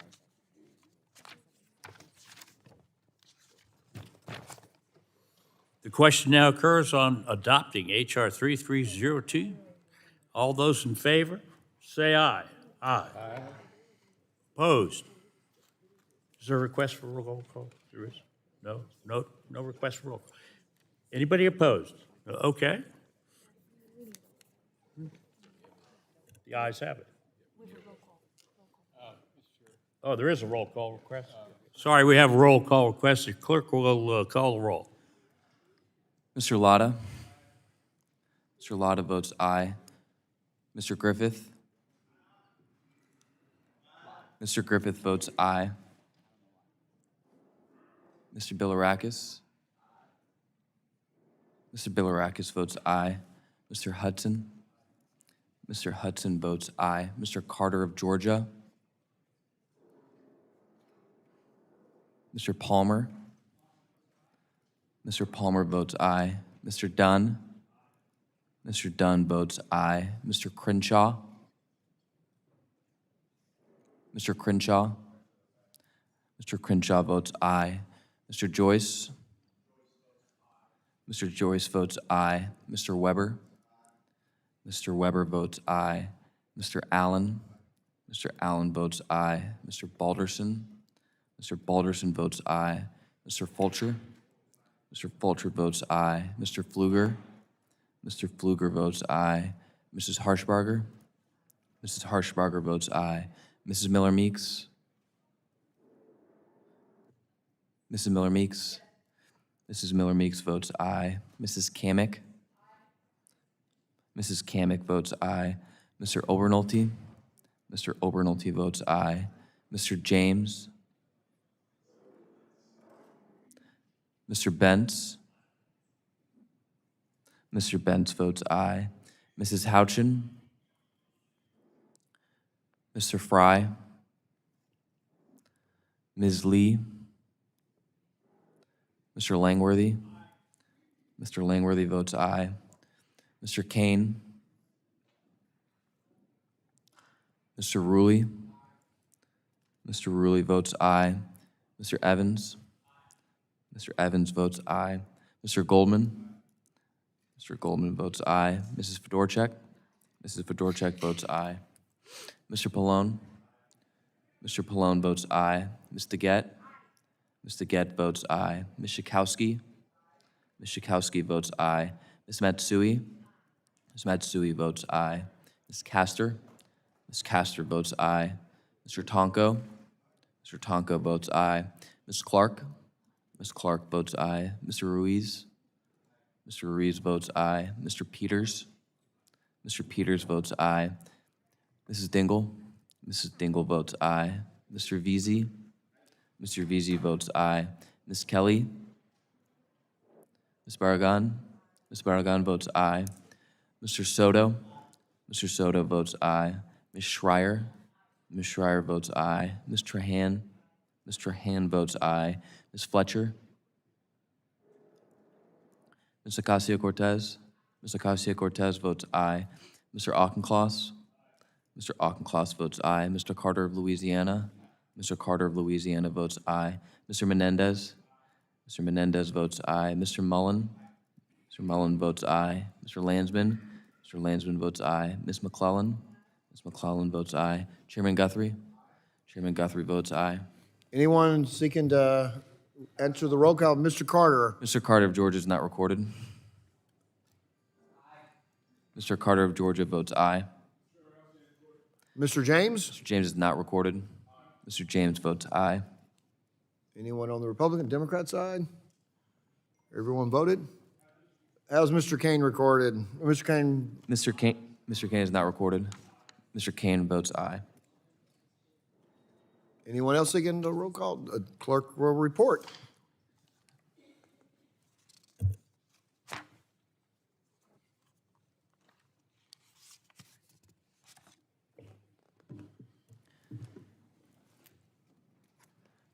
Chairman Guthrie, on that vote, there were 49 ayes and 0 noes. The ayes have it, and the bill is adopted.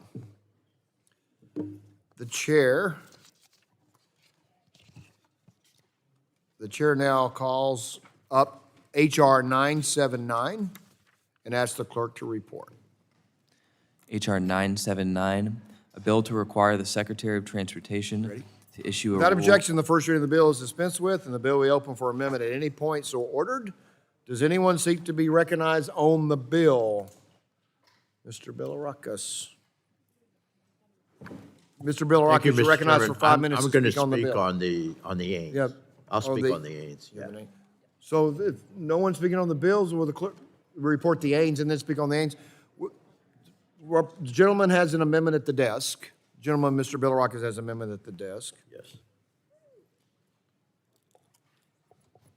The Ains for HR 97, the clerk will report the amendment.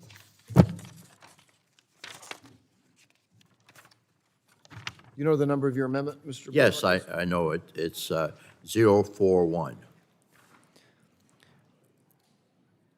Amendment in the nature of a substitute to H.R. 979. Without objection, the reading of the amendment is dispensed with, and the gentleman is recognized for 5 minutes in support of Thank you, this Mr. amendment. Chairman. I appreciate it. Before I speak on the amendment, I wish to stress the importance of the underlying legislation. The AM Radio for Every Vehicle Act of 2025, led by myself and Ranking Member Pallone, and supported by 300 co-sponsors. AM broadcast radio is critical. It's a critical public safety resource. The Federal Emergency Management Agency issues emergency alerts across many communications channels, as you know, but no channel is more impactful and far-reaching than AM broadcast radio, particularly in the rural areas. Coming from Florida, my constituents and I know quite well how crucial AM radio is for receiving emergency alerts during hurricane season. For consumers in rural communities, to people stuck without electricity or internet during a national disaster, AM radio is their lifeline to critical and life-saving information. This bill makes sure that consumers don't lose that lifeline. It's really critical, Mr. Chairman. By requiring the Department of Transportation to issue a rule that requires automakers to include AM broadcast radio in their cars, we can protect Americans and ensure this critical service remains available. So this amendment represents a bipartisan agreement and a compromise across industry. It adjusts the sunset provision from 10 years to 8 years, shortens the timeline for automakers to comply with the rule, and requires DOT to examine the potential impacts to automotive innovation and motor vehicle safety. With these changes, we are future-proofing the legislation and making sure we have the bipartisan consensus product that will truly do what it is intended to do: keep drivers safe and connected to alert messages during emergencies. I want to thank Ranking Member Pallone for working with me on this. And I want to thank all the co-sponsors. I know we have quite a few on the committee for really advocating to get this on the floor of the House as soon as possible. But first things first, we pass it out of the committee today. So I urge a yes vote, of course, on the Ains and the underlying bill. And Will the gentleman in the interest yield? of times, yes, absolutely, I will. Mr. Bilirakis, as you know, I support this bill. I think it's a great effort. But can you share with or elaborate with us the distinction? Why would we move it from 10 to 8 years? What's the magic of reducing the Well, initial years? yes, it was negotiated between the parties, and it is a compromise. Now, the fact that they have to deliver, the rulemaking has to deliver sooner will help matters. But again, I got to move this bill forward. 8 years is better than 0. Okay. Then, well, the gentleman yield. So again, you got to compromise, you got to negotiate, you've got to find common ground amongst, of course, the members of the legislature, the Congress, but also stakeholders. So to get this on the floor of the House as soon as possible and pass out of the House, we agreed to the 8 years. Will you yield 1 second more? Yes. And I understand the compromise. I understand the necessity to compromise. What I don't understand is the argument for 8 versus 10. That's what I'm trying to understand. Well, again, we can work through that, but again, I don't want to risk No, I get that. losing Is the there bill. an answer why it's 10 versus 8 versus 10? Gentleman yield to me? Well, yeah. So here's the issue is that in the automotive, or in all of technology, things are changing so quickly, and it just is updated. So we got the autonomous vehicles that are coming out, and we do have a sort of some language in there about this. And so the question just is, some people didn't want any limit, that it's always AM radio. Some people wanted lower because they said, they just want it lower because technology changes so quickly. And so this was an agreed upon 8 instead of 10 because they wanted, it was 10 and there was groups of people that wanted it lower because they said, well, we'll have a completely different car could have in 5 years or 6 years. So it was just, how long could we have it given that things are changing so much? It was just kind of a split the difference between what people wanted, what both sides kind of wanted. Thank you. It's all about negotiation, folks, and again, public safety is the utmost important. So I'll actually yield back, Mr. Chairman. Thank you. Gentleman from New Jersey is recognized Mr. Pallone from New Jersey, recognized for 5 minutes to speak on the amendment. Thank you, Mr. Chairman. I'm pleased we're considering this bill, and I want to thank our subcommittee chair, Bill Arakis, for introducing it with me as the chief Democrat. We've heard from countless public safety officials that AM radio is a critical lifeline in times of crisis, especially in rural areas or when cell signals and other forms of internet connectivity stop working, something that regularly occurs during weather-related emergencies. So this bill, as you know, requires vehicle manufacturers to include AM radio in all passenger cars made or sold in the United States at no extra cost to consumers. Just last week, we heard from a North Carolina public safety official and a Florida broadcaster who are on the front lines of disseminating information during natural disasters about the importance of AM radio access in vehicles. They emphasize the vast reach of AM radio and their continued reliance on AM radio as a communications tool during emergencies. And I don't care whether it's California, Texas, North Carolina, Florida, and including my home state of New Jersey, communities across the country face more hurricanes, floods, wildfires, and other emergency situations, and know that access to timely information saves lives. And unfortunately, these disasters, as I said, are only becoming more frequent. So we have to ensure people have access to information when they need it at no extra cost. So again, I want to thank Chairman Bilirakis, Chairman Guthrie for working with me on this bill. As Mr. Bilirakis mentioned, we have over 300 co-sponsors, bipartisan. And of course, I would prefer, as I know my colleague from Louisiana, I would prefer that this amendment not include an 8-year sunset provision. And I know many of you on both sides of the aisle feel the same way.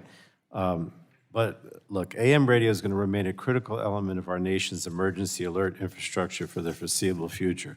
The real truth is there's currently no replacement as reliable or able to reach as many communities as AM radio. So I firmly believe that to protect the safety of the American people, we'll probably need to revisit this act, Mr. Carter, before the sunset expires to ensure that Americans continue to benefit from easy and free access to AM radio.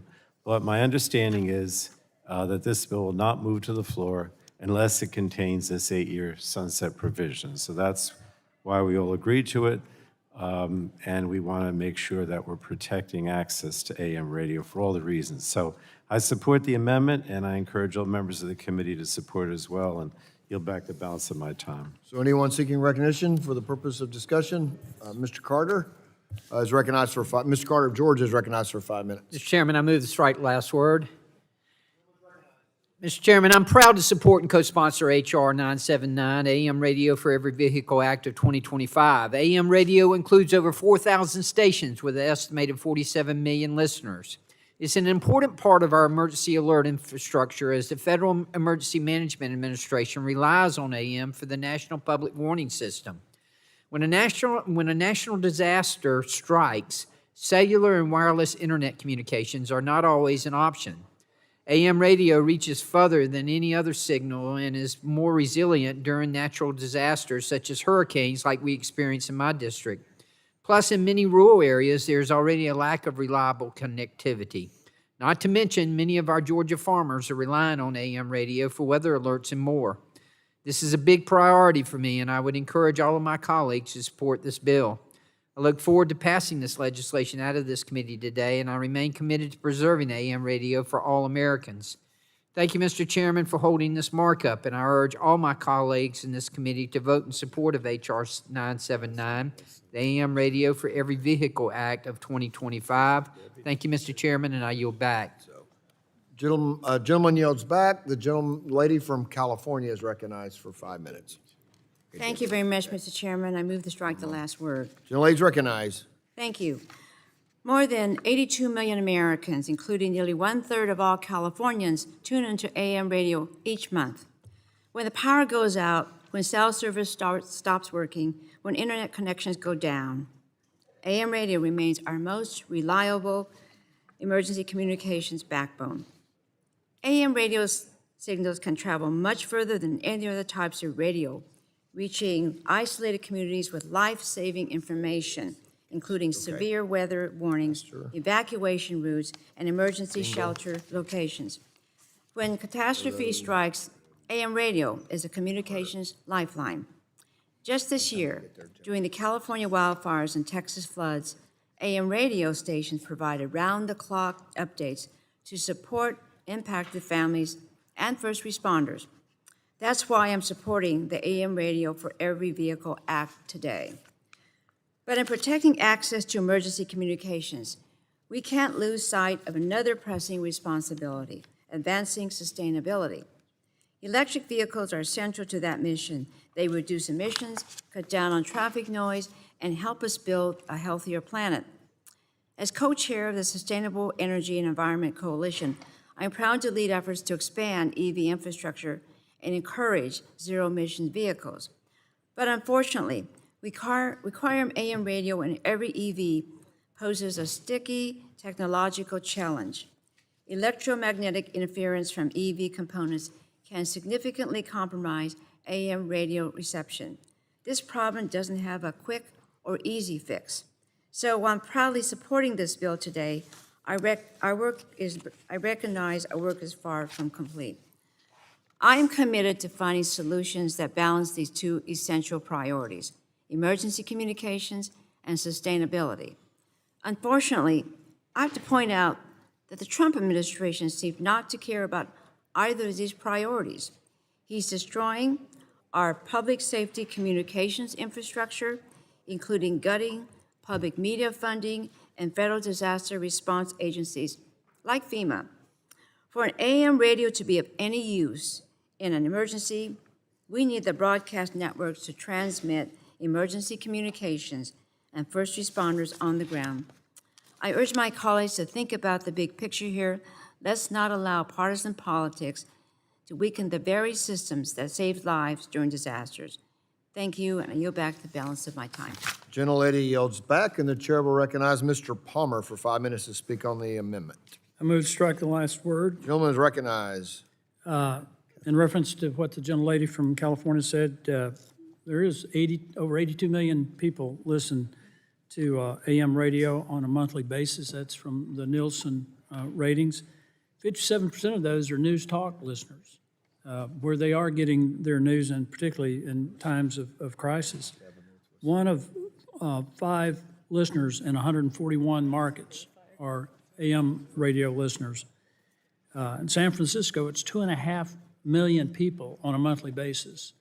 One of the advantages of AM radio versus FM radio is they're not obstructed by geography and other structures, which accounts for being able to listen to AM radio and, hundreds, if not 1,000 miles away from the station.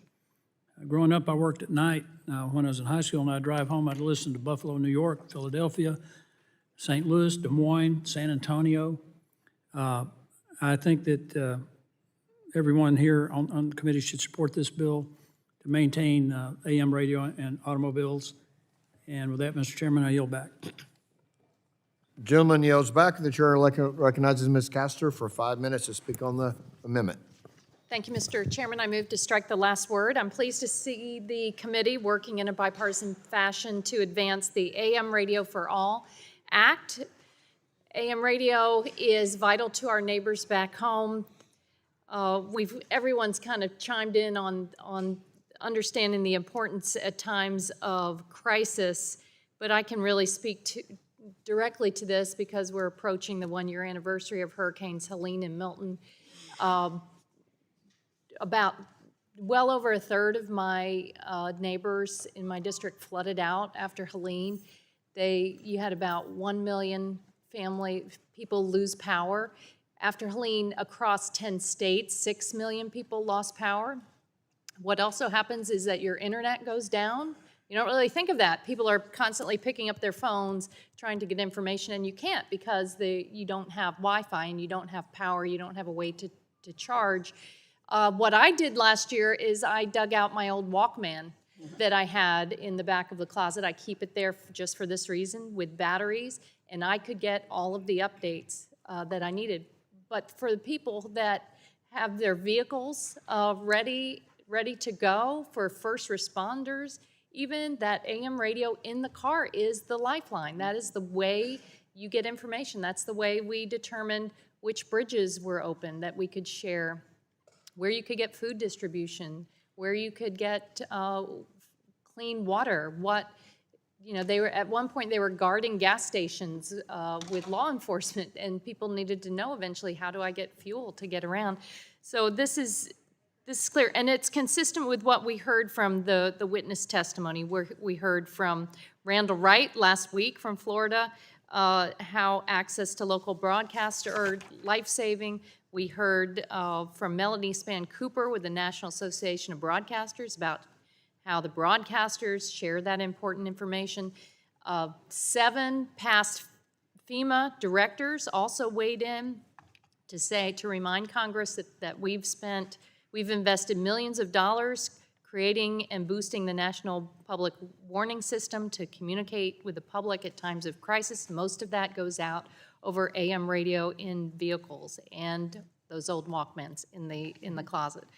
So for all of these reasons, I support the bill and commend the committee for moving it forward. Thanks so much. Gentlelady yields back. The chair will recognize Mr. Weber from Texas for 5 minutes. Thank you, Mr. Chairman. I'm going to vote for this. I'm not happy, but I am happy, I guess, in one sense. I'm glad that all the weather experts have determined that after 8 years, we'll have no more storms where we need AM radio. I yield back. Gentleman yields back. Well, in 8 years, we'll be able to assess whether we need more. So the gentleman, Mrs. Tingle, the gentlelady from Michigan is recognized for 5 minutes to speak on the. Thank you, Mr. Chair. I move to strike the last word. Gentlelady's recognized. I want to begin by thanking Chair Guthrie, Ranking Member Pallone, Chair Bilirakis, and Ranking Member Schakowsky for their leadership and for working out a strong bipartisan compromise on H.R. 979, the AM Radio for Every Vehicle Act. We should be working together to identify and tackle the real challenges we face and craft legislative solutions that will actually make it across the finish line. I'm very, very supportive of this Ames as written, and I'm looking forward to its adoption and ultimately seeing this bill signed into law. Let me be clear. AM radio remains a vital tool for communities across the country. Constituents and stakeholders alike have underscored its importance, particularly for delivering life safety information during emergencies. Every consumer must have reliable access to these alerts. When this issue was raised in the last Congress, I personally engaged with the automakers and their CEOs about the critical role AM plays, and they told me directly that they would continue offering it in their vehicles and work in good faith with us on a path forward. And they kept their word. That's why we're here today. This is the product we are advancing today. I have spoken to the broadcasters, who actually are the ones that first brought it to my attention, automakers and other stakeholders, and there is broad agreement that this compromise aims is the best path forward to enactment. My goal has always been to put consumers in the driver's seat, ensuring that they have access to emergency information while also making sure federal policy is rooted in common sense. This Ames represents the best of bipartisan, practical policymaking. It does include a sunset, recognizing that technology evolves and that Congress must regularly revisit and reassess mandates to ensure they make sense for the future, which my Republican colleagues tell us all the time. If AM radio continues to provide value decades from now, then Congress can and should act again. It strengthens compliance timelines to make sure automakers follow through. Consumers deserve reliable access to emergency alerts without delay. And it also requires a study submitted to Congress and made public on the potential impacts on safety and innovation from requiring AM radio in autonomous vehicles. I know you guys can't wait for that discussion. Along with possible solutions manufacturers could adopt so that our decisions are guided by data and evidence. We could have gone down a path that might have blown up this whole process and risk losing the support needed to pass this bill and get it enacted into law. But instead, we had tough conversations and found a compromise. And that is why I believe this is the version that can and will get enacted. As we think about the future of emergency communications, we must ensure we maintain broad and comprehensive coverage and reliability. Here's the reality. 99% of the 286 million vehicles on the road today have AM radio. And 90% of those new vehicles still include it. With the average age of vehicles on the road over 12 years old, the vast majority of Americans will continue to have AM radio in their cars for decades to come. And this is a reminder of how vital AM radio remains to our communications network. This is about ensuring widespread access to life-saving alerts, supporting a proven technology, and keeping consumers in the driver's seat. This bill reflects a strong bipartisan compromise. It reflects the input of all stakeholders, and it reflects our committee at its best, finding common ground and getting the job done. That's why I strongly support this Ames. I'll be voting to advance it out of committee and hope we bring it to the floor quickly. This is a strong bipartisan compromise, and I'm going to quote a certain chairman of this committee from who the room's named after. Compromise is not a dirty word. It's good to see this committee working together to get this right. Thank you, Mr. Chair, and I yield back. Thank you, and thank you for quoting the dear former chairman, your dear husband, so thank you. So the next Person to speak, Mr. Obernolte, you're recognized for 5 minutes to speak on the amendment. Well, thank you, Mr. Chairman. Unfortunately, I rise in reluctant opposition to H.R. 979, and I recognize the good intentions of the bill's sponsor and my colleagues who have spoken in support of it. But my problem with this bill is that it forces American consumers to buy a product that they may or may not want, an AM radio. In the past, that has not been a big deal because the incremental cost of including an AM radio on a conventional vehicle is very low. So it's not a big deal for auto manufacturers to just include it, and it doesn't add appreciably to the cost of the vehicle. But that is not true of next-generation vehicles like electric vehicles. AM radio is a very low-frequency signal. That's why it travels over long distances so well. But EVs include powerful electric motors that operate at high voltages and currents, and those voltages and currents create electromagnetic interference on the same frequencies that AM radio travels on. Mitigating that interference is going to be very costly. It's going to require the development and engineering of filters, the installation of those filters and shielding on the electric motors to prevent them from interfering with the AM radio signal. And if that was a low number, I think that this bill could be supportable. But according to the Center for Automotive Research, it's estimated that just complying with this bill would cost about $3.8 billion over the next several years, billion with a B. And that money would have to be amortized and passed on to consumers in the form of higher prices on electric vehicles. And folks, we're not talking about a few dollars here. That's potentially hundreds of dollars of additional costs that we are forcing American consumers to pay. Now, it's been offered that the reason, the justification for doing this is that we want to be able to have people receive alerts in the case of emergencies. But already, Americans have many different channels for getting those. And it's been mentioned, I think, by one of the previous speakers that the FEMA alerts can be received on AM radios. Well, it's interesting. FEMA did their test alert last October, and it's estimated that only 1% of the people that received that test alert did so on an AM radio. In fact, 95% of the people who received that alert did through their cell phones. Most cell phones now include a backup mode that allows reception from satellites, and I think with the advent of several different low Earth orbit satellite constellations, very shortly, most cell phones will have that capability. So there's no reason to force Americans to make that decision. America was founded on the concept of freedom and liberty, and I think American consumers should have the liberty to decide for themselves whether or not they want to pay the incremental cost of including an AM radio in their vehicle. And that's why I'll be voting no on the bill today. I yield back. Gentleman yields back, and the chair will recognize Mr. Soto for 5 minutes to speak on the amendment. Thank you so much, Mr. Chairman. Every day, Central Floridians tune into AM and, yes, FM radio for music, sports, traffic, community announcements, politics, and weather, especially weather. We get hurricanes, tornadoes, wildfires, even hail, yes, even hail. Ice raining from the sky in Florida. A lot of it exacerbated by climate change. Most of us have been there at one point or another. The power's out.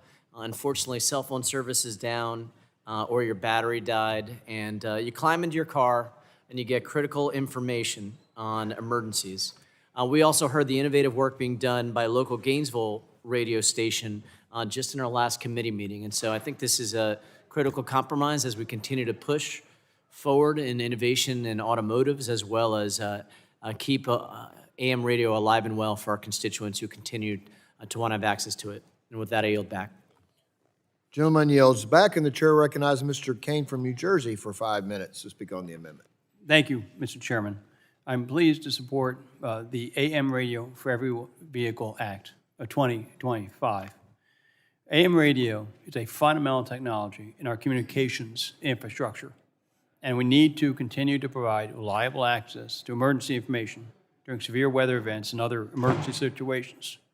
From a New Jersey perspective, that includes 9/11, Superstorm Sandy, and many other emergencies that have impacted constituents across New Jersey and across this country. AM radio remains a lifeline for those who rely on it for news, talk shows, sports, and emergency communications. The AM Radio for Every Vehicle Act makes it clear that AM radio remains an important technology that must be included in all passenger motor vehicles. I urge this committee to support this important legislation. Now yield back. Gentleman yields back, and the chair recognizes Mr. Carter from Louisiana for 5 minutes to speak on the amendment. Thank you, Mr. Chairman. I move to strike the last word. Gentleman's recognized. As the co-author and founder of the Bipartisan Congressional Disaster Preparedness and Recovery Caucus, I'm proud to co-sponsor and support the AM Radio for Every Vehicle Act of 2025. This legislation is vital for public safety and saving lives. When disaster strikes, whether it's a hurricane in the Gulf Coast, wildfires out west, or tornadoes across the Midwest, AM radio is one of the most reliable, accessible, and resilient ways to get critical information to the public in real time. Unlike cell networks or internet service, which can go down when the power grid fails or towers are damaged, AM radio is built to withstand these emergencies. It reaches people in their cars, trucks, and evacuation routes when other communication systems have already failed. In my district of South Louisiana, we know the devastation. We know what devastation a hurricane brings. During storms like Katrina, Rita, Ida, and many others, AM radio stations were often the last lifeline, delivering evacuation orders, weather updates, and emergency instructions while families had no other source of information. This bill ensures that as auto manufacturers modernize, we do not leave behind this critical public safety tool. Removing AM radio from vehicles will put lives at risk, especially for those in rural communities and vulnerable populations that rely on it the most. At the end of the day, this is not about nostalgia. It's about preparedness and public safety. By guaranteeing that AM radio remains accessible in every vehicle, we're making a commitment to communities for resilience and help when they need it most. I urge my colleagues to join me in supporting this legislation that no family, no matter where they live or where they drive, will be left without access to life-saving information during and after a disaster. I yield. Gentleman yields back. The chair will now recognize Mr. Langworthy of New York for 5 minutes to speak on the amendment. Thank you, Mr. Chairman, and I move to strike the last word. Gentleman's recognized. To my constituents in New York's 23rd Congressional District, AM radio is much more than entertainment. It's about survival. When storms rip through our region, whether it's lake effect blizzards off of Lake Erie or floods on the Allegheny, cell towers fail, power lines go down, and broadband is knocked out. But AM radio keeps broadcasting. In Winter Storm Elliott, a blizzard that hit over Christmas that I cite often in this committee and is one of the reasons I sought to serve on this committee, AM radio and our primary AM radio station in the Buffalo region, WBEN, was the lifeline for the community. It wasn't the television stations, it wasn't the NPR affiliates, it was that AM radio station that literally saved lives. They were around the clock, live and local. And in this age of media consolidation and media failures from newspapers to television stations, AM radio keeps our content locally and hyper-locally focused, and it is absolutely essential to my district. Stripping AM radios from automobiles would be a death blow to the AM radio industry. This legislation makes sure that every new vehicle sold in America continues to have that trusty AM radio as standard equipment, and it is essential. That means when it's a farmer in the field, a trucker on the highway, or a family driving down a back road, they will still have access to the emergency information that they need in real time. But AM radio's value goes far beyond emergencies. It serves as the community's public square, a place where local voices are heard on local topics.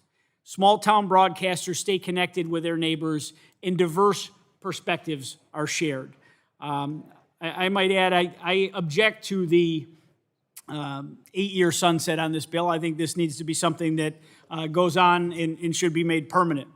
But be that as may, other speakers have cited that as well. But we must pass this legislation and make it law. By passing H.R. 979, we safeguard both public safety and free expression, guaranteeing that no community, no matter how rural or remote, is left behind. I urge my colleagues to join us and support this bipartisan, common-sense bill, and thank you, and I yield back, Mr. The Chairman. gentleman yields back. Is there further discussion on the amendment? A gentleman from Texas seeks recognition. Yeah, just very Speak brief. on the amendment. Just very brief comments, Mr. Chairman. Unlike the other Texans that are on the committee in Dallas-Fort Worth, you know, we worry about tornadoes coming through. And anytime we have that sort of inclement weather, particularly if it's bad thunderstorms or tornado, the first source of news choice is definitely AM radio. And so I like this bill. I like the compromise that's been worked on. I do want to tip my hat to the gentleman from California, Mr. Obernolte, because of the way that he laid out his argument against it, I thought was very eloquent, and I think that there was a lot of sense that he made, and he was very consistent in his orthodoxy on why he didn't support it. But I still think this is a good bill, and so I want to be for it, and we'll sign out with my favorite. Will the gentleman yield? I will yield, yes. No, I thank the gentleman from Texas. You know, y'all have tornadoes, we have hurricanes. Y'all have hurricanes. I'm glad that somehow we're going to guarantee that we'll lose all hurricanes and tornadoes in 8 years. Yeah. I yield back. And Mr. Chairman, I'm going to sign off with my favorite AM. I'm not a P1 listener anymore because I'm here all the time, but for my favorite AM show, duly noted. And I will sign off. Thank you. Thank you. The gentleman yields back. The chair will recognize Mr. Bentz from Oregon for 5 minutes to speak on the Ains. Thank you, Mr. Chair. I move to strike the last word. So my district is, I think, the second largest district that's not a state in the United States, 70,000 square miles. When I hear people talk about 10,000 square mile districts, I laugh. 70,000 square miles. It takes 13 hours to drive from one corner of my district to the other, and many of those hours there is no cell service. And so, of course, I support this bill. AM radio is essential to my district. People listen to it still, because many times that's all they really have to listen to. So I support this bill. I urge my colleagues to support this bill. And again, I do wish there was cell service in all parts of my district. But there literally are hours that go by when I'm driving where it's not available. Therefore, that particular argument, at least at this particular time, doesn't work. Please support this bill. Yield back. Gentleman yields back. Is there further discussion on the amendment? Seeing none. Oh, I'm sorry. Oh, I'm sorry. The gentlelady from Virginia is recognized for 5 minutes. Ms. McClellan for 5 minutes to speak on this. Thank you, Mr. Chair. I just wanted to make a point. Probably in 8 years, we're not going to see no more hurricanes, tornadoes, or extreme weather. But what might change in 8 years is technology. And so I think while it would be nice to not have a sunset at all, a sunset is appropriate to at least look and see if technology changes between now and 8 years from now might require a different solution. And so I just wanted to make that point. Leo back. Thank you. The gentlelady yields back. Is there further discussion on the amendment? Seeing none, if no further discussion, this is on the Ains, not on the final bill. If there's no further discussion, the vote occurs on the amendment in the nature of a substitute. All those in favor shall signify by saying aye. Aye. All those opposed, nay. The ayes have it, and the amendment is agreed to. Are there any further amendments? Seeing none, if there's no further discussion, the vote occurs on the, excuse me, that was amendment that said we just did that. The question now occurs on adopting H.R. 979 as amended. All those in favor, you want a roll call vote? So a roll call vote has been requested, and the clerk will call the roll. Mr. Latta. Mr. Griffith. Mr. Griffith votes aye. Mr. Bilirakis. Mr. Bilirakis votes aye. Mr. Hudson. Mr. Hudson votes aye. Mr. Carter of Georgia. Mr. Carter of Georgia votes aye. Mr. Palmer. Mr. Palmer votes aye. Mr. Dunn. Mr. Crenshaw. Mr. Crenshaw votes aye. Mr. Joyce. Mr. Weber. Mr. Weber votes aye. Mr. Allen votes aye. Mr. Balderson? Mr. Fulcher? Mr. Fulcher votes aye. Mr. Pfluger? Mr. Pfluger votes aye. Mrs. Harshbarger? Mrs. Harshbarger votes aye. Mrs. Miller-Meeks? Mrs. Miller-Meeks votes aye. Mrs. Kamick? Mr. Obernolte? Mr. Obernolte votes no. Mr. James? Mr. Bentz? Mr. Bentz votes aye. Mrs. Houchin? Mrs. Houchin votes aye. Mr. Fry? Ms. Lee? Ms. Lee votes aye. Mr. Langworthy? Mr. Langworthy votes aye. Mr. Kane? Mr. Kane votes aye. Mr. Ruley? Mr. Ruley votes aye. Mr. Evans? Mr. Evans votes aye. Mr. Goldman? Mr. Goldman votes aye. Mrs. Fedorchak? Mrs. Fedorchak votes aye. Mr. Pallone? Mr. Pallone votes aye. Ms. Deget? Ms. Deget votes aye. Ms. Schakowsky? Ms. Schakowsky votes aye. Ms. Matsui? Ms. Matsui votes aye. Ms. Castor? Ms. Castor votes aye. Mr. Tonko? Aye. Mr. Tonko votes aye. Ms. Clark? Ms. Clark votes aye. Mr. Ruiz? Mr. Ruiz votes aye. Mr. Peters? Mr. Peters votes aye. Mrs. Dingle? Mrs. Dingle votes aye. Mr. Veazey? Mr. Veazey votes aye. Ms. Kelly? Ms. Kelly votes aye. Ms. Barragan? Ms. Barragan votes aye. Mr. Soto? Mr. Soto votes aye. Ms. Schreier? Ms. Schreier votes aye. Mr. Trahan? Mr. Trahan votes aye. Ms. Fletcher? Ms. Fletcher votes aye. Ms. Ocasio-Cortez? Ms. Ocasio-Cortez votes aye. Mr. Auchincloss? Mr. Auchincloss votes aye. Mr. Carter of Louisiana? Mr. Carter of Louisiana votes aye. Mr. Menendez? Mr. Menendez votes aye. Mr. Mullen? Mr. Mullen votes aye. Mr. Landsman? Mr. Landsman votes aye. Ms. McClellan? Ms. McClellan votes aye. Chairman Guthrie? Chairman Guthrie votes aye. Anyone seeking to be recorded? Mr. Latta. Mr. Lott is not recorded. Mr. Latta votes aye. Dr. Dunn.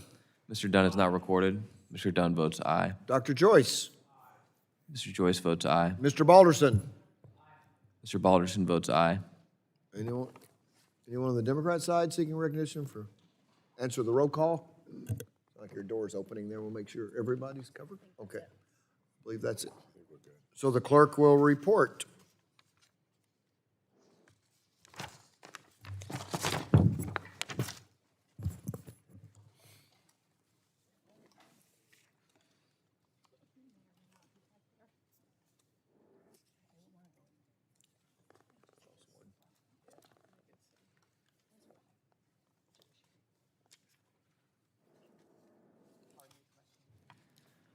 Mr. Chairman, on that vote, there were 50 ayes and 1 no.